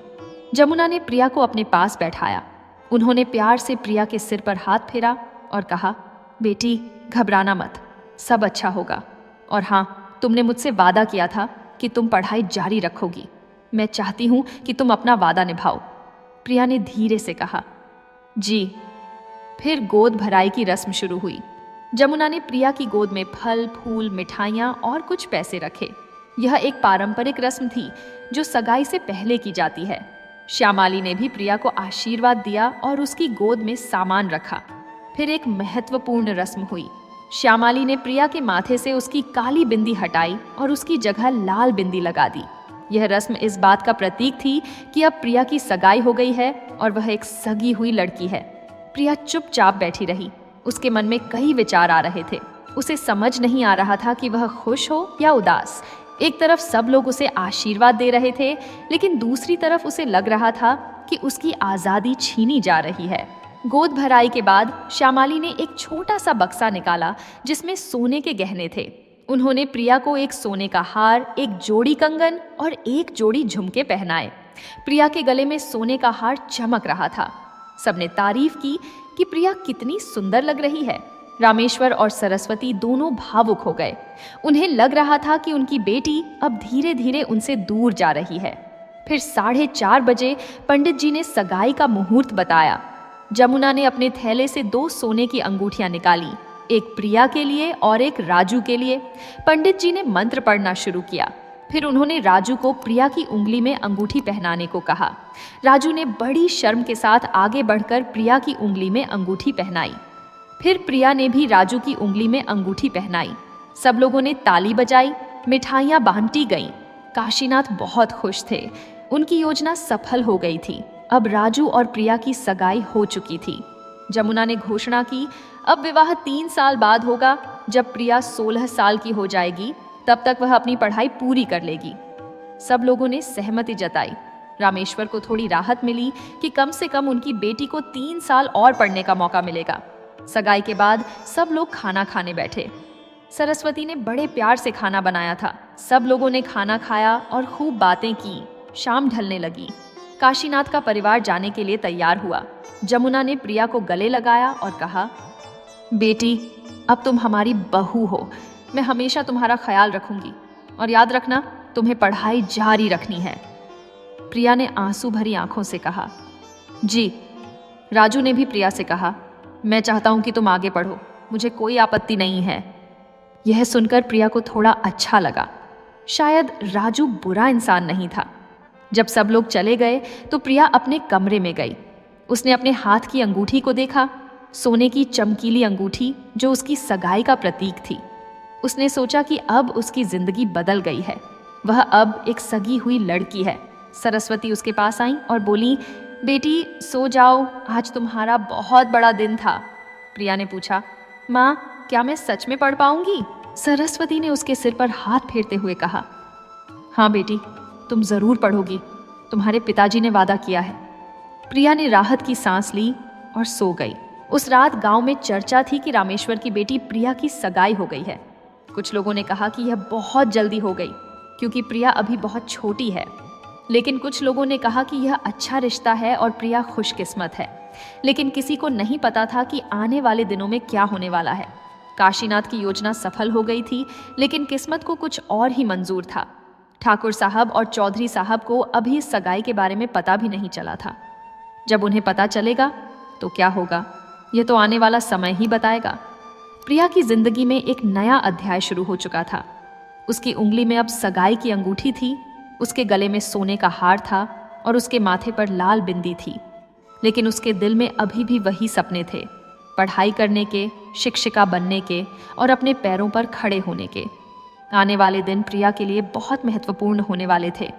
उसकी परीक्षा होने वाली थी, न केवल स्कूल की बल्कि जीवन की भी। और प्रिया को यह साबित करना था कि वह न केवल एक अच्छी बहू बन सकती है बल्कि एक सफल और शिक्षित महिला भी बन सकती है। बसंत पंचमी का दिन खत्म हो गया था, लेकिन प्रिया की कहानी अभी शुरू ही हुई थी। आगे क्या होने वाला था यह तो केवल समय ही बताएगा। बसंत पंचमी के कुछ दिनों बाद महाशिवरात्रि का पर्व आने वाला था। यह भगवान शिव को समर्पित एक महत्वपूर्ण त्योहार था, जब लोग व्रत रखते थे और मंदिरों में भगवान शिव की पूजा अर्चना करते थे। लेकिन इस बार महाशिवरात्रि का दिन प्रिया और उसके परिवार के लिए एक नया तूफान लेकर आने वाला था। उस दिन सुबह आकाश शहर से गांव आया। वह कुछ दिनों की छुट्टी लेकर अपने माता पिता से मिलने आया था। जब वह अपने घर पहुंचा तो उसकी मां ने बड़े प्यार से उसका स्वागत किया। आकाश के पिता चौधरी साहब भी घर पर ही थे। दोपहर के समय आकाश बाहर टहलने निकला। गांव में घूमते हुए उसकी मुलाकात अपने एक पुराने दोस्त से हुई जिसका नाम किरण था। किरण प्रिया का दूर का रिश्तेदार था और गांव में ही रहता था। अरे आकाश, कब आया? किरण ने खुशी से पूछा। आज सुबह आया हूं, तुम कैसे हो? आकाश ने जवाब दिया। दोनों बातें करते हुए एक चाय की दुकान पर बैठ गए। बातों बातों में किरण ने कहा, अरे हाँ, तुम्हें पता है प्रिया की सगाई हो गई है। आकाश चौंक गया। क्या? किसके साथ? किरण ने बताया, काशीनाथ मुनीम के बेटे राजू के साथ। बसंत पंचमी के दिन सगाई हुई थी, बड़ी धूमधाम से हुई। आकाश को विश्वास नहीं हुआ। उसने पूछा, लेकिन प्रिया तो बहुत छोटी है और मैंने सुना था कि उसने अपनी उम्र के बारे में झूठ बोला था। किरण ने कहा, हाँ भाई, वही बात तो है। असली में वह 13 साल की है, लेकिन कागजात में 12 लिखा है। उसके पिता रामेश्वर ने उसकी उम्र 1 साल कम करवा दी थी ताकि वह स्कूल में जल्दी दाखिला ले सके। आकाश का गुस्सा 7वें आसमान पर पहुंच गया। उसने सोचा कि जब उसके साथ प्रिया का रिश्ता तय हो रहा था तब भी यही झूठ बोला गया था, और अब काशीनाथ ने बिना किसी को बताए प्रिया की सगाई अपने बेटे से करवा ली। आकाश ने किरण से विस्तार से सारी बातें पूछी। किरण ने बताया कि कैसे काशीनाथ ने जल्दबाजी में सगाई करवा दी और कैसे ठाकुर साहब को भी इस बारे में ठीक से नहीं बताया गया। आकाश का मन क्रोध से भर गया। वह तुरंत उठा और सीधे अपने घर चला गया। घर पहुंचकर उसने अपने पिता चौधरी साहब को सारी बात बताई। चौधरी साहब भी गुस्से में आ गए। उन्होंने कहा, यह तो बहुत गलत हुआ है। काशीनाथ ने यह धोखा किया है और रामेश्वर ने भी अपनी बेटी की उम्र के बारे में झूठ बोला। आकाश ने कहा, पिताजी, हमें ठाकुर साहब से बात करनी चाहिए। वह रामेश्वर के मालिक हैं, उन्हें सब कुछ पता होना चाहिए। चौधरी साहब ने सहमति जताई। उसी शाम चौधरी साहब और आकाश दोनों ठाकुर वीरेंद्र सिंह के पास गए। ठाकुर साहब उस समय अपने बगीचे में बैठे हुए अखबार पढ़ रहे थे। जब उन्होंने चौधरी साहब को देखा तो वह उठ खड़े हुए। आइए चौधरी साहब, आइए, बैठिए, ठाकुर साहब ने कहा। चौधरी साहब और आकाश बैठ गए। चौधरी साहब ने कहा, ठाकुर साहब, मुझे आपसे एक गंभीर बात करनी है। ठाकुर साहब ने पूछा, क्या बात है, बताइए। चौधरी साहब ने कहा, क्या आपको पता है कि रामेश्वर की बेटी प्रिया की सगाई हो गई है? ठाकुर साहब को थोड़ा आश्चर्य हुआ। उन्होंने कहा, हाँ, मुझे पता है, काशीनाथ ने अपने बेटे राजू के साथ सगाई करवाई है। मुझसे भी पूछा था और मैंने हाँ कर दी थी। आकाश ने तुरंत कहा, लेकिन ठाकुर साहब, क्या आपको पता है कि प्रिया ने अपनी उम्र के बारे में झूठ बोला है? वह असल में 13 साल की है, न कि 12। ठाकुर साहब चौंक गए। उन्होंने कहा, क्या, यह कैसे? चौधरी साहब ने विस्तार से बताया कि कैसे रामेश्वर ने प्रिया की उम्र 1 साल कम करवा दी थी। उन्होंने यह भी कहा कि जब पहले आकाश के साथ प्रिया का रिश्ता तय हो रहा था तब भी यही झूठ बोला गया था और इसी वजह से आकाश ने रिश्ता तोड़ दिया था। ठाकुर साहब का चेहरा गुस्से से लाल हो गया। उन्होंने कहा, यह तो बहुत गलत हुआ है। रामेश्वर ने मुझसे भी झूठ बोला और काशीनाथ ने भी यह बात छिपाई। चौधरी साहब ने आगे कहा, ठाकुर साहब, मुझे एक और शंका है। जब हमने प्रिया के चाल चलन के बारे में पूछताछ की तो कुछ लोगों ने बताया कि वह कभी कभी स्कूल से लौटते समय देर कर देती है, पता नहीं कहाँ चली जाती है। ठाकुर साहब को यह सुनकर औंख या और भी गुस्सा आ गया। उन्होंने कहा, यह सब बहुत गलत है, मैं अभी रामेश्वर को बुलाता हूँ। ठाकुर साहब ने अपने नौकर को भेजा और रामेश्वर को बुलवाया। रामेश्वर काम कर रहे थे। जब उन्हें बुलावा मिला, वह घबराए हुए ठाकुर साहब के पास आए। रामेश्वर, तुमने मुझसे झूठ बोला, ठाकुर साहब ने गुस्से में कहा। रामेश्वर हक्के बक्के रह गए। उन्होंने पूछा, ठाकुर साहब, क्या हुआ? मैंने कोई झूठ नहीं बोला। ठाकुर साहब ने कहा, तुम्हारी बेटी प्रिया की असली उम्र क्या है, 12 या 13? रामेश्वर का चेहरा पीला पड़ गया। उन्हें समझ आ गया कि किसी ने ठाकुर साहब को सच बता दिया है। उन्होंने झिझकते हुए कहा, ठाकुर साहब, वो असल में। ठाकुर साहब ने चिल्लाकर कहा, सीधा जवाब दो, तुमने उसकी उम्र कम क्यों करवाई? रामेश्वर ने सिर झुकाकर कहा, ठाकुर साहब, मैंने उसे जल्दी स्कूल में दाखिला दिलाने के लिए ऐसा किया था। मैं चाहता था कि वह जल्दी पढ़ाई शुरू कर दे। चौधरी साहब ने कहा, और तुम्हारी बेटी के चाल चलन के बारे में क्या कहोगे? कहाँ भटकती रहती है? रामेश्वर को बहुत बुरा लगा। उन्होंने कहा, यह सब झूठ है। मेरी बेटी एक अच्छी लड़की है। वह सीधे स्कूल जाती है और सीधे घर आती है। लेकिन ठाकुर साहब का गुस्सा शांत नहीं हुआ। उन्होंने कहा, रामेश्वर, मैं बहुत निराश हूँ। तुमने मेरे साथ विश्वासघात किया और काशीनाथ ने भी यह सब जानते हुए प्रिया की सगाई अपने बेटे से करवा ली। फिर ठाकुर साहब ने एक फैसला सुनाया। उन्होंने कहा, रामेश्वर, तुम काशीनाथ के घर जाओ और जो भी सगाई में शगुन मिला है वह सब वापस कर दो। यह रिश्ता रद्द हो गया। रामेश्वर के पैरों तले जमीन खिसक गई। उन्होंने गिड़गिड़ाते हुए कहा, लेकिन ठाकुर साहब, सगाई हो चुकी है, अब रिश्ता कैसे तोड़ सकते हैं? ठाकुर साहब ने सख्ती से कहा, मैंने जो कहा है वही होगा। तुम अब भी जाओ और सब सामान वापस कर दो। रामेश्वर रोते हुए वहां से चले गए। उनका दिल टूट गया था। वह सोच रहे थे कि अब क्या होगा। उन्होंने घर जाकर सरस्वती को सब कुछ बताया। सरस्वती भी रो पड़ी।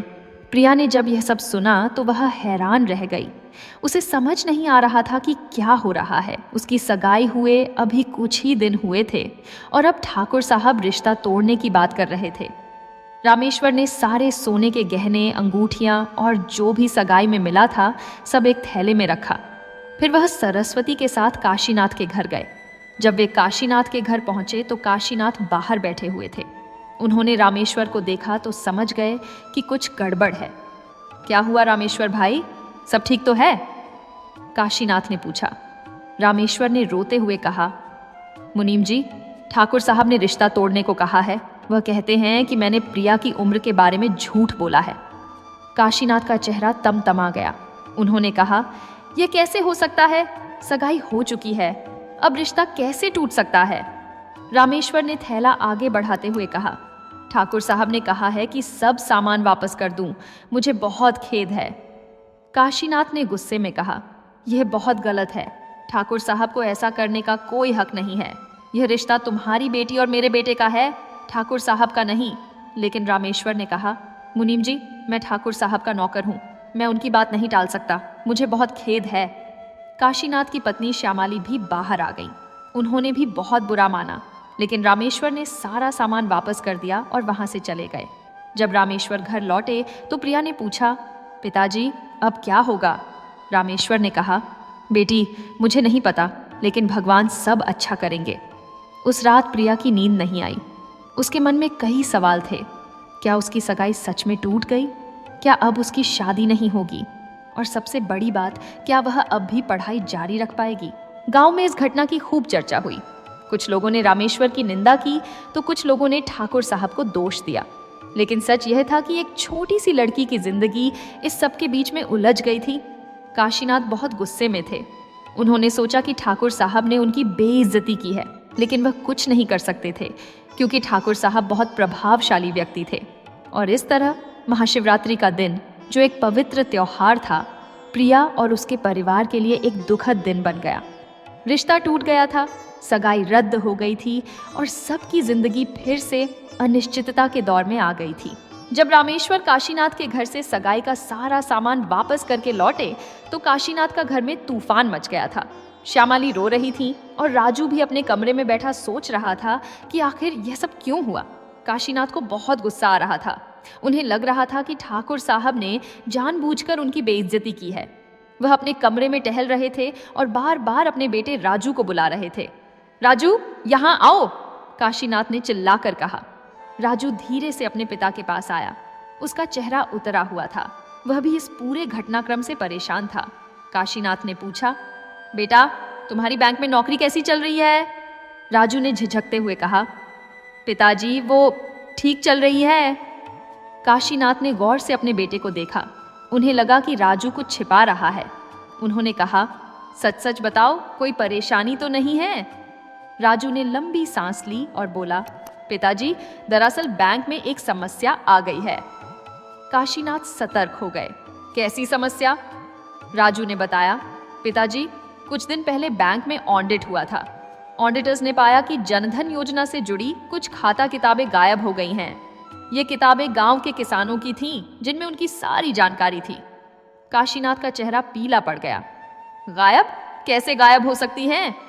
राजू ने आगे बताया, मुझे नहीं पता पिताजी, लेकिन बैंक मैनेजर को शक है कि किसी अंदरूनी व्यक्ति ने ही यह काम किया है। और क्योंकि मैं उस विभाग में काम करता हूँ, इसलिए मुझ पर भी शक हो रहा है। यह सुनकर काशीनाथ को बहुत गुस्सा आया। उन्होंने कहा, यह कैसे हो सकता है? तुमने तो कुछ नहीं किया है, फिर तुम पर शक क्यों? राजू ने कहा, पिताजी मैनेजर साहब कह रहे हैं कि अगर किताबें नहीं मिली तो मुझे नौकरी से निकाल सकते हैं। काशीनाथ को लगा कि एक के बाद एक मुसीबतें आ रही हैं। पहले सगाई टूटी और अब राजू की नौकरी खतरे में है। उसी समय गांव के एक छोर पर चौधरी साहब रामेश्वर से मिलने आए थे। रामेश्वर घर में बैठे हुए बहुत परेशान थे। जब उन्होंने चौधरी साहब को देखा तो वह उठ खड़े हुए। नमस्कार चौधरी साहब, रामेश्वर ने कहा। चौधरी साहब बैठ गए और बोले, रामेश्वर भाई, मैं तुमसे माफ़ी मांगने आया हूँ। रामेश्वर चौंक गए। माफ़ी? किस बात की चौधरी साहब? चौधरी साहब ने समझाया, देखो भाई, मुझे अब पता चला है कि जो कुछ भी हुआ वह असल में काशीनाथ की चाल थी। उन्होंने ही सारा खेल खेला। तुम्हारी बेटी प्रिया तो निर्दोष है और तुमने उसकी उम्र 1 साल कम करवाई थी तो सिर्फ उसे जल्दी स्कूल में दाखिला दिलाने के लिए, न कि किसी गलत इरादे से। रामेश्वर की आंखों में आंसू आ गए। उन्होंने कहा, चौधरी साहब, मैंने कभी किसी को धोखा देने की कोशिश नहीं की। मैं बस अपनी बेटी को अच्छी शिक्षा देना चाहता था। चौधरी साहब ने कहा, मैं समझता हूँ भाई, और मुझे यह भी पता चला है कि काशीनाथ ने ठाकुर साहब पर भरोसा नहीं किया और जल्दबाजी में सगाई करवा ली। उन्हें डर था कि कहीं ठाकुर साहब अपना इरादा न बदल दें। रामेश्वर ने कहा, लेकिन अब तो सब खत्म हो गया है, सगाई टूट गई है। चौधरी साहब ने कहा, भाई मैं तुम्हें एक बात बताना चाहता हूँ, काशीनाथ कोई भरोसेमंद आदमी नहीं है। मैंने सुना है कि उनके बेटे राजू पर बैंक में बेईमानी का शक है। जनधन योजना की किताबें गायब हो गई हैं और राजू के ऊपर आरोप लग सकता है। रामेश्वर हैरान रह गए। सच में? चौधरी साहब ने कहा, हाँ भाई, और मुझे लगता है कि अच्छा ही हुआ जो यह रिश्ता टूट गया, नहीं तो तुम्हारी बेटी की जिंदगी बर्बाद हो जाती। इस बातचीत के बाद रामेश्वर को थोड़ी राहत मिली। उन्हें लगा कि शायद भगवान ने ही यह सब अच्छे के लिए किया है। उधर बैंक में मामला और गंभीर होता जा रहा था। बैंक मैनेजर ने राजू को बुलाया और कड़े शब्दों में कहा, राजू, तुम्हें पता है कि जनधन योजना की किताबें कितनी महत्वपूर्ण हैं? उनमें हजारों किसानों की जानकारी थी। अगर वे गलत हाथों में पहुंच गईं तो बहुत बड़ा घोटाला हो सकता है। राजू घबराया हुआ था। उसने कहा, सर, मुझे सच में नहीं पता कि किताबें कहाँ गईं। मैंने कुछ नहीं किया। बैंक मैनेजर ने कहा, लेकिन तुम उस विभाग में काम करते हो और ऑडिट रिपोर्ट में तुम्हारा नाम आया है। मुझे खेद है राजू, लेकिन जब तक यह मामला सुलझ नहीं जाता तुम बैंक में आना बंद कर दो। राजू को लगा कि उसके पैरों तले जमीन खिसक गई। उसने गिड़गिड़ाते हुए कहा, लेकिन सर, ये मेरी नौकरी है, मैं बेकसूर हूँ। बैंक मैनेजर ने सख्ती से कहा, यह मेरा अंतिम फैसला है। तुम अभी घर जाओ और जब तक जांच पूरी नहीं हो जाती बैंक मत आना। राजू निराश होकर बैंक से निकल गया। उसे समझ नहीं आ रहा था कि अब क्या करे। उसने अपने पिता को फोन किया और सारी बात बताई। काशीनाथ को यह खबर सुनकर बहुत बुरा लगा। उन्होंने तुरंत तय किया कि वह कुछ दिनों के लिए राजू को कानपुर अपनी बहन जमुना के पास भेज देंगे। वहां राजू को एक नया मौका मिल सकता है। काशीनाथ ने जमुना को फोन किया और कहा, दीदी, राजू को कुछ दिनों के लिए कानपुर भेज रहा हूं। यहाँ बैंक में कुछ परेशानी हो गई है, क्या तुम उसे अपने पास रख सकती हो? जमुना ने कहा, हाँ भाई बिल्कुल, तुम उसे भेज दो। मैं देखूंगी कि यहाँ उसके लिए कोई काम मिल जाए। अगले दिन राजू ने अपना सामान बांधा और कानपुर के लिए निकल गया। काशीनाथ और श्यामाली बहुत दुखी थे। उनकी सारी योजनाएं धराशायी हो गई थीं। सगाई टूट गई थी, राजू की नौकरी चली गई थी और अब उनका बेटा भी घर से दूर जा रहा था। गांव में इस घटना की खूब चर्चा हुई। लोग कह रहे थे कि काशीनाथ को अपनी चालाकी का फल मिल गया। कुछ लोगों ने कहा कि उन्होंने जल्दबाजी में सगाई की और झूठ का सहारा लिया, इसलिए भगवान ने उन्हें सजा दी। रामेश्वर और उनके परिवार को भी इस सब से बहुत दुख हुआ। प्रिया अपने कमरे में बैठी सोच रही थी कि उसकी जिंदगी में इतना उथल पुथल क्यों हो रहा है। पहले सगाई हुई, फिर टूट गई।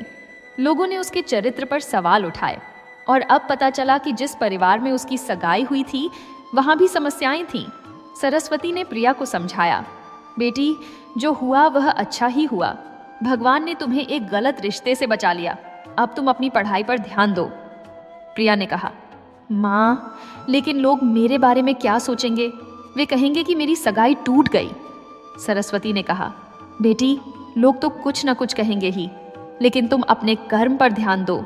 अगर तुम अच्छा करोगी तो एक दिन सब लोग तुम्हारा सम्मान करेंगे। प्रिया ने सिर हिलाया। उसने मन में तय किया कि वह पहले से भी ज्यादा मेहनत से पढ़ाई करेगी। वह साबित करेगी कि वह एक अच्छी और काबिल लड़की है। कुछ दिनों बाद चौधरी साहब ने रामेश्वर को फिर से बुलाया। उन्होंने कहा, रामेश्वर भाई, मैं चाहता हूं कि तुम ठाकुर साहब से बात करो। उनसे कहो कि उन्होंने जो आरोप प्रिया पर लगाए थे वे गलत थे। प्रिया एक अच्छी लड़की है। रामेश्वर ने कहा, लेकिन चौधरी साहब, ठाकुर साहब मानेंगे नहीं। चौधरी साहब ने कहा, मैं तुम्हारे साथ चलूंगा, हम मिलकर ठाकुर साहब से बात करेंगे। दोनों ने ठाकुर साहब से मुलाकात की। चौधरी साहब ने विस्तार से बताया कि कैसे काशीनाथ ने सारी चाल चली थी और कैसे प्रिया निर्दोष है। ठाकुर साहब ने सुना, लेकिन वह अभी भी नाराज थे। ठाकुर साहब ने कहा, हो सकता है प्रिया निर्दोष हो, लेकिन रामेश्वर ने उसकी उम्र के बारे में झूठ बोला, यह गलत था। रामेश्वर ने विनम्रता से कहा, ठाकुर साहब, मैं माफ़ी चाहता हूँ, मैंने सिर्फ अपनी बेटी की भलाई के लिए ऐसा किया था। ठाकुर साहब ने कुछ नहीं कहा, लेकिन उनके मन में धीरे धीरे प्रिया के प्रति नरमी आने लगी थी और इस तरह यह तूफानी दौर धीरे धीरे शांत होने लगा। राजू कानपुर चला गया था। काशीनाथ की योजनाएं नाकाम हो गई थीं और प्रिया की जिंदगी फिर से एक नई शुरुआत की ओर बढ़ रही थी। लेकिन अभी कहानी खत्म नहीं हुई थी। आगे और भी कई मोड़ आने वाले थे। कुछ महीने बीत गए। गांव में धीरे धीरे सब कुछ सामान्य होने लगा था। प्रिया अपनी पढ़ाई में पूरी तरह से लीन हो गई थी। वह हर दिन स्कूल जाती, मन लगाकर पढ़ती और घर लौटकर अपनी माँ के काम में हाथ बटाती। उसने मन में ठान लिया था कि वह अपनी मेहनत से सबको दिखा देगी कि वह एक काबिल लड़की है। उधर ठाकुर वीरेंद्र सिंह के जीवन में भी बड़े बदलाव आ रहे थे।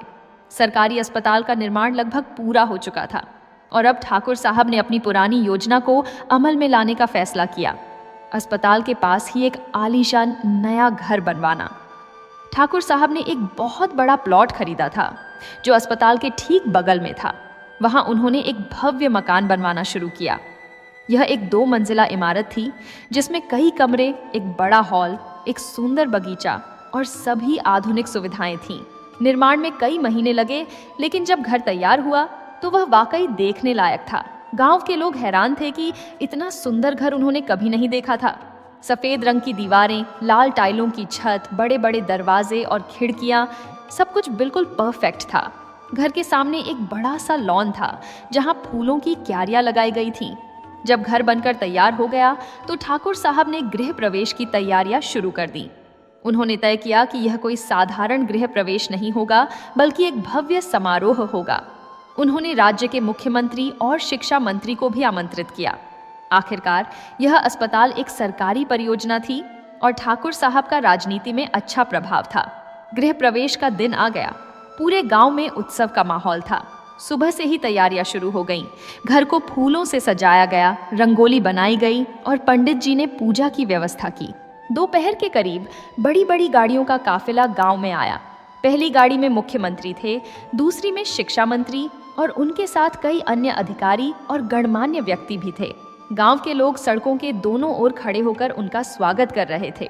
ठाकुर साहब ने खुद मुख्यमंत्री और शिक्षा मंत्री का स्वागत किया। उन्हें फूलों की माला पहनाई गई और तिलक लगाया गया। फिर सब लोग नए घर की ओर बढ़े। घर के मुख्य द्वार पर एक छोटा सा मंदिर बनाया गया था जहां माता रानी की मूर्ति स्थापित की गई थी। पंडित जी ने पूजा शुरू की। मंत्रोच्चारण हो रहा था, धूप दीप जल रहे थे और हवा में भक्ति का माहौल छा गया था। पूजा के बाद मुख्यमंत्री और शिक्षा मंत्री ने नारियल फोड़कर घर में प्रवेश किया। ठाकुर साहब का परिवार भी उनके साथ था, उनकी पत्नी, बेटा अर्जुन और परिवार के अन्य सदस्य। इसी बीच एक दिलचस्प घटना घटी। रामेश्वर की पत्नी सरस्वती ने प्रिया को भी साथ लाया था। वह माता रानी को प्रसाद चढ़ाना चाहती थी। प्रिया ने एक साधारण सलवार कमीज पहनी हुई थी और उसके हाथों में प्रसाद की थाली थी। जब प्रिया मंदिर के पास पहुंची और प्रसाद चढ़ाने लगी तो अचानक हवा का एक तेज झोंका आया। मंदिर में रखी लाल चुनरी उड़कर प्रिया के ऊपर आ गिरी। यह इतना अचानक हुआ कि सब लोग हैरान रह गए। ठाकुर साहब की पत्नी जो वहीं खड़ी थी, उन्होंने यह दृश्य देखा। उन्होंने तुरंत कहा, यह तो माता रानी का आशीर्वाद है। जिस बच्ची पर माता की चुनरी गिरे वह बहुत भाग्यशाली होती है। गांव की बड़ी बूढ़ी महिलाओं ने भी सहमति जताई। उन्होंने कहा, हाँ, यह तो बहुत शुभ संकेत है। इस लड़की का भविष्य उज्जवल होगा। ठाकुर साहब ने भी यह दृश्य देखा। उनके मन में प्रिया के प्रति जो कठोरता थी वह धीरे धीरे पिघलने लगी। उन्होंने सोचा, शायद मैंने इस लड़की के बारे में गलत सोचा था। प्रिया शर्माई हुई खड़ी थी। उसे समझ नहीं आ रहा था कि क्या करे। सरस्वती ने प्यार से उसके सिर से चुनरी हटाई और माता रानी के चरणों में रख दी। पूजा और रस्में पूरी होने के बाद सब लोग घर के अंदर गए। हॉल में एक बड़ी सी मीटिंग का आयोजन किया गया था। मुख्यमंत्री और शिक्षा मंत्री को मुख्य मेहमानों के रूप में बिठाया गया। शिक्षा मंत्री ने अपना भाषण शुरू किया। उन्होंने कहा, मुझे बहुत खुशी है कि ठाकुर साहब ने इस गांव में अस्पताल बनवाया, लेकिन मैं एक और बात कहना चाहता हूँ। हमारे राज्य में शिक्षा का स्तर बढ़ाना बहुत जरूरी है, खासकर लड़कियों की शिक्षा। दोपहर के करीब बड़ी बड़ी गाड़ियों का काफिला गांव में आया। पहली गाड़ी में मुख्यमंत्री थे, दूसरी में शिक्षा मंत्री और उनके साथ कई अन्य अधिकारी और गणमान्य व्यक्ति भी थे। गांव के लोग सड़कों के दोनों ओर खड़े होकर उनका स्वागत कर रहे थे। ठाकुर साहब ने खुद मुख्यमंत्री और शिक्षा मंत्री का स्वागत किया। उन्हें फूलों की माला पहनाई गई और तिलक लगाया गया। फिर सब लोग नए घर की ओर बढ़े। घर के मुख्य द्वार पर एक छोटा सा मंदिर बनाया गया था जहां माता रानी की मूर्ति स्थापित की गई थी। पंडित जी ने पूजा शुरू की। मंत्रोच्चारण हो रहा था, धूप दीप जल रहे थे और हवा में भक्ति का माहौल छा गया था। पूजा के बाद मुख्यमंत्री और शिक्षा मंत्री ने नारियल फोड़कर घर में प्रवेश किया। ठाकुर साहब का परिवार भी उनके साथ था, उनकी पत्नी, बेटा अर्जुन और परिवार के अन्य सदस्य। इसी बीच एक दिलचस्प घटना घटी। रामेश्वर की पत्नी सरस्वती ने प्रिया को भी साथ लाया था। वह माता रानी को प्रसाद चढ़ाना चाहती थी। प्रिया ने एक साधारण सलवार कमीज पहनी हुई थी और उसके हाथों में प्रसाद की थाली थी। जब प्रिया मंदिर के पास पहुंची और प्रसाद चढ़ाने लगी तो अचानक हवा का एक तेज झोंका आया। मंदिर में रखी लाल चुनरी उड़कर प्रिया के ऊपर आ गिरी। यह इतना अचानक हुआ कि सब लोग हैरान रह गए। ठाकुर साहब की पत्नी जो वहीं खड़ी थीं, उन्होंने यह दृश्य देखा। उन्होंने तुरंत कहा, यह तो माता रानी का आशीर्वाद है। जिस बच्ची पर माता की चुनरी गिरे वह बहुत भाग्यशाली होती है। गांव की बड़ी बूढ़ी महिलाओं ने भी सहमति जताई। उन्होंने कहा, हाँ, यह तो बहुत शुभ संकेत है। इस लड़की का भविष्य उज्जवल होगा। ठाकुर साहब ने भी यह दृश्य देखा। उनके मन में प्रिया के प्रति जो कठोरता थी वह धीरे धीरे पिघलने लगी। उन्होंने सोचा, शायद मैंने इस लड़की के बारे में गलत सोचा था। प्रिया शर्माई हुई खड़ी थी। उसे समझ नहीं आ रहा था कि क्या करे। सरस्वती ने प्यार से उसके सिर से चुनरी हटाई और माता रानी के चरणों में रख दी। पूजा और रस्में पूरी होने के बाद सब लोग घर के अंदर गए। हॉल में एक बड़ी सी मीटिंग का आयोजन किया गया था। मुख्यमंत्री और शिक्षा मंत्री को मुख्य मेहमानों के रूप में बिठाया गया। शिक्षा मंत्री ने अपना भाषण शुरू किया। उन्होंने कहा, मुझे बहुत खुशी है कि ठाकुर साहब ने इस गांव में अस्पताल बनवाया, लेकिन मैं एक और बात कहना चाहता हूँ। हमारे राज्य में शिक्षा का स्तर बढ़ाना बहुत ज़रूरी है, खासकर लड़कियों की शिक्षा। फिर उन्होंने एक दिलचस्प घोषणा की, मैं आज यहाँ एक योजना का प्रस्ताव लेकर आया हूँ। हमारी सरकार इस क्षेत्र में एक डिग्री कॉलेज खोलना चाहती है और मैं चाहता हूँ कि ठाकुर साहब इस परियोजना में हमारी मदद करें। यह सुनकर सबने तालियां बजाईं। ठाकुर साहब भी बहुत खुश हुए। उन्होंने कहा, जी अवश्य, मैं इस काम में पूरी मदद करूंगा। शिक्षा मंत्री ने आगे कहा, और मैं चाहता हूं कि इस कॉलेज की योजना को आगे बढ़ाने के लिए एक स्थानीय युवा व्यक्ति को जिम्मेदारी दी जाए। कोई ऐसा व्यक्ति जो पढ़ाई लिखाई में रुचि रखता हो। तभी ठाकुर साहब की पत्नी ने कहा, मंत्री जी, मैं एक सुझाव देना चाहती हूँ। आज जिस लड़की पर माता रानी की चुनरी गिरी वह रामेश्वर की बेटी प्रिया है। वह बहुत होशियार है और पढ़ाई में बहुत तेज है। क्या हम उसे इस परियोजना से जोड़ सकते हैं? शिक्षा मंत्री ने पूछा, वह लड़की कहाँ है? रामेश्वर और सरस्वती ने प्रिया को आगे भेजा। प्रिया डरते डरते शिक्षा मंत्री के पास गई। शिक्षा मंत्री ने मुस्कुराते हुए पूछा, बेटी, तुम किस कक्षा में पढ़ती हो? प्रिया ने धीमी आवाज में कहा, जी, मैं कक्षा 7वीं में पढ़ती हूँ। और आगे भी पढ़ना चाहती हो? मंत्री जी ने पूछा। प्रिया की आंखों में चमक आ गई। उसने दृढ़ता से कहा, जी हाँ, मैं बहुत पढ़ना चाहती हूँ। मैं शिक्षिका बनना चाहती हूँ। शिक्षा मंत्री बहुत प्रभावित हुए। उन्होंने कहा, बहुत अच्छा, तुम्हारा जज्बा देखकर मुझे बहुत खुशी हुई। मैं चाहता हूँ कि तुम डिग्री कॉलेज की योजना के सभी कागजात संभालो। ये तुम्हारी शिक्षा का भी हिस्सा होगा। फिर शिक्षा मंत्री ने अपने सचिव से कागजात मंगवाए और प्रिया को सौंप दिए। उन्होंने कहा, बेटी, इन कागजातों को संभाल कर रखना। यह इस इलाके के भविष्य के लिए बहुत महत्वपूर्ण है। प्रिया ने दोनों हाथों से कागजात लिए। उसकी आंखों में आंसू आ गए। वह विश्वास नहीं कर पा रही थी कि शिक्षा मंत्री ने उसे इतनी बड़ी जिम्मेदारी दी है। रामेश्वर और सरस्वती की खुशी का ठिकाना नहीं रहा। उन्होंने शिक्षा मंत्री को प्रणाम किया और आशीर्वाद लिया। फिर मुख्यमंत्री ने अर्जुन और प्रिया दोनों को अपने पास बुलाया। उन्होंने कहा, बेटा अर्जुन, तुम ठाकुर साहब के बेटे हो। तुम्हें अपने गांव की सेवा करनी है। और बेटी प्रिया, तुम भी इस गांव की बेटी हो। तुम दोनों को मिलकर इस इलाके में शिक्षा का प्रसार करना है। मुख्यमंत्री ने दोनों को आशीर्वाद दिया। फिर उन्होंने कहा, मैं चाहता हूं कि इस गांव से एक मिसाल बने, लड़कियों को शिक्षा मिले और वे भी आगे बढ़ें। समारोह के बाद भोजन की व्यवस्था की गई थी। सब लोगों ने मिलकर भोजन किया। शाम होने तक मुख्यमंत्री और शिक्षा मंत्री वापस चले गए। जब सब मेहमान चले गए तो ठाकुर साहब ने रामेश्वर को बुलाया। उन्होंने कहा, रामेश्वर, मैं माफ़ी चाहता हूँ। मैंने तुम्हारी बेटी के बारे में गलत सोचा था। आज मैंने देखा कि प्रिया वाकई एक होशियार और काबिल लड़की है। रामेश्वर की आंखों में आंसू आ गए। उन्होंने कहा, ठाकुर साहब, आपने मुझे और मेरी बेटी को एक नया जीवन दिया है। ठाकुर साहब ने कहा, अब प्रिया को अच्छे से पढ़ाओ। मैं उसकी हर संभव मदद करूंगा। उस रात प्रिया ने अपनी माँ से कहा, माँ, आज मुझे लगा कि सच में भगवान मेरे साथ है। माता रानी की चुनरी मुझ पर गिरी और फिर शिक्षा मंत्री ने मुझे इतनी बड़ी जिम्मेदारी दी। सरस्वती ने प्यार से उसके सिर पर हाथ फेरा और कहा, बेटी, यह सब तुम्हारी मेहनत और ईमानदारी का फल है। भगवान उन्हीं का साथ देते हैं जो सच्चे दिल से प्रयास करते हैं। और इस तरह प्रिया के जीवन में फिर से एक नया सवेरा आया। अब उसके पास न केवल पढ़ने का मौका था, बल्कि एक बड़ी जिम्मेदारी भी थी। वह डिग्री कॉलेज की योजना का हिस्सा बन गई थी। अब उसे साबित करना था कि वह इस विश्वास के लायक है। समय के पंख बड़ी तेजी से उड़ते हैं। कल तक जो छोटी सी बच्ची थी, आज वह एक समझदार किशोरी बन गई थी। प्रिया अब 10वीं कक्षा में पढ़ती थी। पिछले कुछ सालों में उसके जीवन में बहुत कुछ बदल गया था, लेकिन एक चीज नहीं बदली थी, उसकी पढ़ाई के प्रति लगन और समर्पण। उस दिन से जब शिक्षा मंत्री ने प्रिया को डिग्री कॉलेज के कागजात सौंपे थे, प्रिया और भी मेहनत से पढ़ने लगी थी। वह जानती थी कि उस पर बहुत लोगों का विश्वास है और उसे उस विश्वास को सही साबित करना है। हर सुबह वह जल्दी उठती, अपने घर के काम में माँ का हाथ बटाती, फिर स्कूल जाती और शाम को घर लौटकर देर रात तक पढ़ाई करती। प्रिया की मेहनत का फल जल्द ही दिखने लगा। जब 10वीं कक्षा की हाई स्कूल बोर्ड परीक्षा के नतीजे आए तो पूरे गांव में खुशी की लहर दौड़ गई।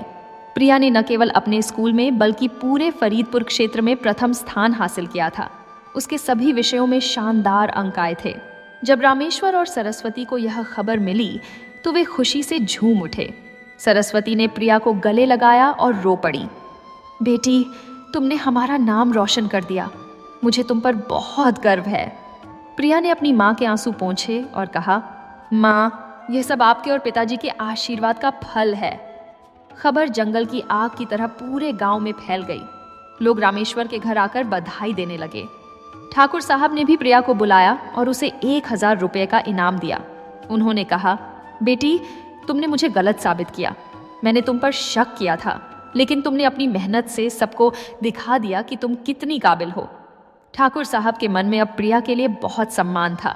उन्होंने फैसला किया कि अब वह प्रिया की शादी की बात सोचेंगे। लेकिन पहले उन्होंने प्रिया से पूछा, बेटी, तुम आगे भी पढ़ना चाहती हो? प्रिया ने बिना किसी हिचकिचाहट के कहा, जी ठाकुर साहब, मैं 12वीं तक तो ज़रूर पढ़ना चाहती हूँ। ठाकुर साहब ने मुस्कुराते हुए कहा, ठीक है, तुम 12वीं पूरी करो, उसके बाद हम तुम्हारे विवाह की बात करेंगे। यह सुनकर प्रिया को बड़ी राहत मिली। वह जानती थी कि अब उसे 2 साल और पढ़ने का मौका मिलेगा। उधर चौधरी साहब और उनके बेटे आकाश भी प्रिया की सफलता से बहुत प्रभावित हुए। आकाश अब अपनी इंजीनियरिंग की पढ़ाई पूरी कर चुका था और एक अच्छी कंपनी में नौकरी कर रहा था। उसकी दूर की रिश्तेदार प्रीति की बुआ की बेटी सुमन से बात हुई थी, लेकिन किसी कारणवश वह रिश्ता आगे नहीं बढ़ा। एक दिन चौधरी साहब ने ठाकुर साहब से मुलाकात की।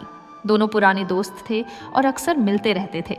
चौधरी साहब ने कहा, ठाकुर साहब, रामेश्वर की बेटी प्रिया ने तो कमाल कर दिया। फरीदपुर में प्रथम आना कोई छोटी बात नहीं है। ठाकुर साहब ने गर्व से कहा, हाँ भाई, वह लड़की सच में होशियार है। मुझे अफसोस है कि मैंने एक समय उस पर शक किया था। चौधरी साहब ने कुछ देर चुप रहने के बाद कहा, ठाकुर साहब, मैं एक बात कहना चाहता हूँ। क्या आपने प्रिया के विवाह के बारे में सोचा है? ठाकुर साहब ने कहा, हाँ सोचा है, लेकिन मैंने उसे 12वीं तक पढ़ने की इजाजत दे दी है, उसके बाद देखेंगे। चौधरी साहब ने हिम्मत करके कहा, अगर आपको बुरा न लगे तो मैं अपने बेटे आकाश के लिए प्रिया का हाथ मांगना चाहता हूँ। ठाकुर साहब चौंक गए। लेकिन चौधरी साहब, एक समय आकाश ने ही तो प्रिया से रिश्ता करने से मना किया था। चौधरी साहब ने कहा, हाँ, वह मेरी और आकाश की गलती थी। हमने उस समय जल्दबाजी में फैसला लिया, लेकिन अब आकाश ने खुद कहा है कि प्रिया जैसी पढ़ी लिखी और समझदार लड़की उसे चाहिए। ठाकुर साहब ने सोचा और फिर कहा, ठीक है, मैं रामेश्वर से बात करूंगा। जब रामेश्वर को यह प्रस्ताव मिला तो वह हैरान रह गए। उन्होंने सरस्वती से कहा, देखो, किस्मत का खेल। जिस आकाश ने एक बार प्रिया को मना किया था, आज वही प्रिया से शादी करना चाहता है। सरस्वती ने कहा, यह तो प्रिया की मेहनत का फल है। उसने अपनी काबिलियत से सबका दिल जीत लिया। रामेश्वर ने प्रिया को बुलाया और पूछा, बेटी, ठाकुर साहब ने चौधरी साहब के बेटे आकाश के साथ तुम्हारे विवाह का प्रस्ताव भेजा है, तुम क्या कहती हो? प्रिया ने संकोच से कहा, पिताजी, मैं 12वीं तक पढ़ना चाहती हूँ। रामेश्वर ने कहा, हाँ बेटी, वह बात तय है। ठाकुर साहब ने कहा है कि विवाह 12वीं के बाद ही होगा, और हाँ, चौधरी साहब ने यह भी कहा है कि विवाह के बाद भी तुम्हें पढ़ने की पूरी आज़ादी रहेगी। यह सुनकर प्रिया को थोड़ी राहत मिली। उसने कहा, जो आप और माँ उचित समझें। और इस तरह प्रिया की शादी की बात तय हो गई। लेकिन पहले उसे 12वीं की परीक्षा पास करनी थी। अगले 2 साल प्रिया ने और भी मेहनत से पढ़ाई की। वह जानती थी कि यह उसके जीवन का सबसे महत्वपूर्ण समय है। इंटरमीडिएट की परीक्षाएं आईं और प्रिया ने फिर से कमाल कर दिखाया। उसने न केवल अपने स्कूल में बल्कि पूरे जिले में प्रथम स्थान हासिल किया। जब नतीजे आए तो पूरे गांव में जश्न मनाया गया। ठाकुर साहब ने प्रिया को इस बार 5,000 रुपए का इनाम दिया। चौधरी साहब और आकाश भी बधाई देने आए। आकाश ने प्रिया को देखा और मन ही मन सोचा, मैं कितना भाग्यशाली हूँ कि मुझे ऐसी पढ़ी लिखी और समझदार जीवन साथी मिलने वाली है। 12वीं की परीक्षा के बाद विवाह की तैयारियां शुरू हो गईं। चौधरी साहब ने कोई कसर नहीं छोड़ी। उन्होंने धूमधाम से शादी का आयोजन किया। गांव के सभी लोग आमंत्रित थे। बारात बड़ी शान से आई। आकाश घोड़े पर बैठा था और बहुत सुंदर लग रहा था। प्रिया को दुल्हन के वस्त्र पहनाए गए। लाल रंग की भारी साड़ी, सोने के गहने और माथे पर मांग टीका। वह एक परी की तरह लग रही थी। जब आकाश ने प्रिया को देखा तो वह मंत्रमुग्ध हो गया। विवाह की रस्में बड़ी धूमधाम से संपन्न हुई। पंडित जी ने मंत्रोच्चारण किया, अग्नि प्रज्वलित की गई और आकाश और प्रिया ने 7 फेरे लिए। हर फेरे के साथ उन्होंने एक दूसरे को जीवन भर साथ निभाने की कसम खाई। जब प्रिया की विदाई का समय आया तो सबकी आंखों में आंसू थे। सरस्वती अपनी बेटी को गले लगाकर फूट फूट कर रो पड़ी। रामेश्वर भी भावुक हो गए। उन्होंने प्रिया को आशीर्वाद दिया और कहा, बेटी खुश रहो, अपनी पढ़ाई जारी रखना और अपने सपने पूरे करना। विवाह के बाद ठाकुर साहब ने एक और बड़ा फैसला लिया। उन्होंने चौधरी साहब से कहा, देखिए प्रिया एक बहुत होशियार लड़की है। मैं नहीं चाहता कि उसकी पढ़ाई बीच में रुके। मैं चाहता हूँ कि वह आगे भी पढ़े। चौधरी साहब ने पूरी सहमति जताई। उन्होंने कहा, मैं भी यही चाहता हूँ। प्रिया गांव में ही रहकर स्नातक और बैड कर सकती है। उसे शहर जाने की ज़रूरत नहीं है। ठाकुर साहब ने कहा, बहुत अच्छा। और वह डिग्री कॉलेज की योजना भी तो चल रही है। जब कॉलेज बन जाएगा तो प्रिया वहीं पढ़ सकती है। और सच में कुछ महीनों बाद डिग्री कॉलेज का निर्माण शुरू हो गया। प्रिया ने उस परियोजना में भी सक्रिय रूप से भाग लिया। उसने जो कागजात शिक्षा मंत्री से मिले थे उन्हें बहुत संभाल कर रखा था और समय समय पर अधिकारियों से संपर्क करती रही। प्रिया ने गांव में ही रहकर स्नातक की पढ़ाई पूरी की। फिर उसने बैड किया और एक योग्य शिक्षिका बन गई। उसका बचपन का सपना पूरा हो गया था। जब नया डिग्री कॉलेज खुला तो प्रिया को वहां शिक्षिका की नौकरी मिल गई। वह गांव की लड़कियों को पढ़ाने लगी। उसने खुद जो संघर्ष किया था उसे याद करते हुए वह गरीब परिवारों की लड़कियों को विशेष प्रोत्साहन देती थी। वह उन्हें समझाती थी कि शिक्षा ही जीवन में आगे बढ़ने का सबसे बड़ा माध्यम है। धीरे धीरे प्रिया गांव में एक मिसाल बन गई। लोग कहते, देखो रामेश्वर की बेटी प्रिया को कितनी मुश्किलों से गुजरी लेकिन हार नहीं मानी। आज वह एक सफल शिक्षिका है। प्रिया और आकाश का दाम्पत्य जीवन बहुत सुखी था। आकाश अपनी पत्नी के सपनों का पूरा सम्मान करता था और हर कदम पर उसका साथ देता था। दोनों ने मिलकर गांव के विकास में भी योगदान दिया। कई साल बीत गए। प्रिया अब एक अनुभवी शिक्षिका बन चुकी थी। उसकी बदौलत गांव की दर्जनों लड़कियां पढ़ लिख कर आगे बढ़ी। कुछ डॉक्टर बनी, कुछ इंजीनियर और कुछ शिक्षिका। प्रिया को जब भी अपनी छात्राओं की सफलता के बारे में पता चलता उसकी आंखों में खुशी के आंसू आ जाते। एक दिन ठाकुर साहब ने प्रिया को बुलाया। वह बहुत बूढ़े हो गए थे। उन्होंने प्रिया के हाथ पकड़े और कहा, बेटी मुझे तुम पर बहुत गर्व है। तुमने न केवल अपनी जिंदगी संवारी बल्कि पूरे गांव को एक नई दिशा दी। मैं माफ़ी चाहता हूँ कि एक समय मैंने तुम पर शक किया था। प्रिया की आंखों में आंसू आ गए। उसने कहा, ठाकुर साहब आपने मुझे वह मौका दिया जो मुझे चाहिए था। आपकी बदौलत आज मैं यहाँ तक पहुँची हूँ। और इस तरह प्रिया की कहानी एक प्रेरणादायक मिसाल बन गई। एक छोटी सी लड़की जिसे जीवन में कई चुनौतियों का सामना करना पड़ा, जिसकी सगाई टूटी, जिस पर लोगों ने शक किया, वह अपनी मेहनत, लगन और ईमानदारी से सबका दिल जीत गई। उसने साबित कर दिया कि अगर इरादे मजबूत हों तो कोई भी मुश्किल रास्ते में रुकावट नहीं बन सकती। प्रिया की कहानी गांव में पीढ़ी दर पीढ़ी सुनाई जाने लगी। माँ बाप अपनी बेटियों को कहते, देखो प्रिया को, उसने अपनी मेहनत से सब कुछ हासिल किया। तुम भी पढ़ो लिखो और अपने सपने पूरे करो। और इस तरह एक साधारण परिवार की लड़की जिसका नाम प्रिया था, रतनपुर गांव की शान बन गई। उसका जीवन एक संदेश बन गया कि शिक्षा और मेहनत से हर लड़की अपनी किस्मत खुद लिख सकती है। यदि आपको यह कहानी पसंद आई हो तो कृपया वीडियो को लाइक करें, चैनल को सब्सक्राइब करें और अपनी राय कमेंट में अवश्य दें।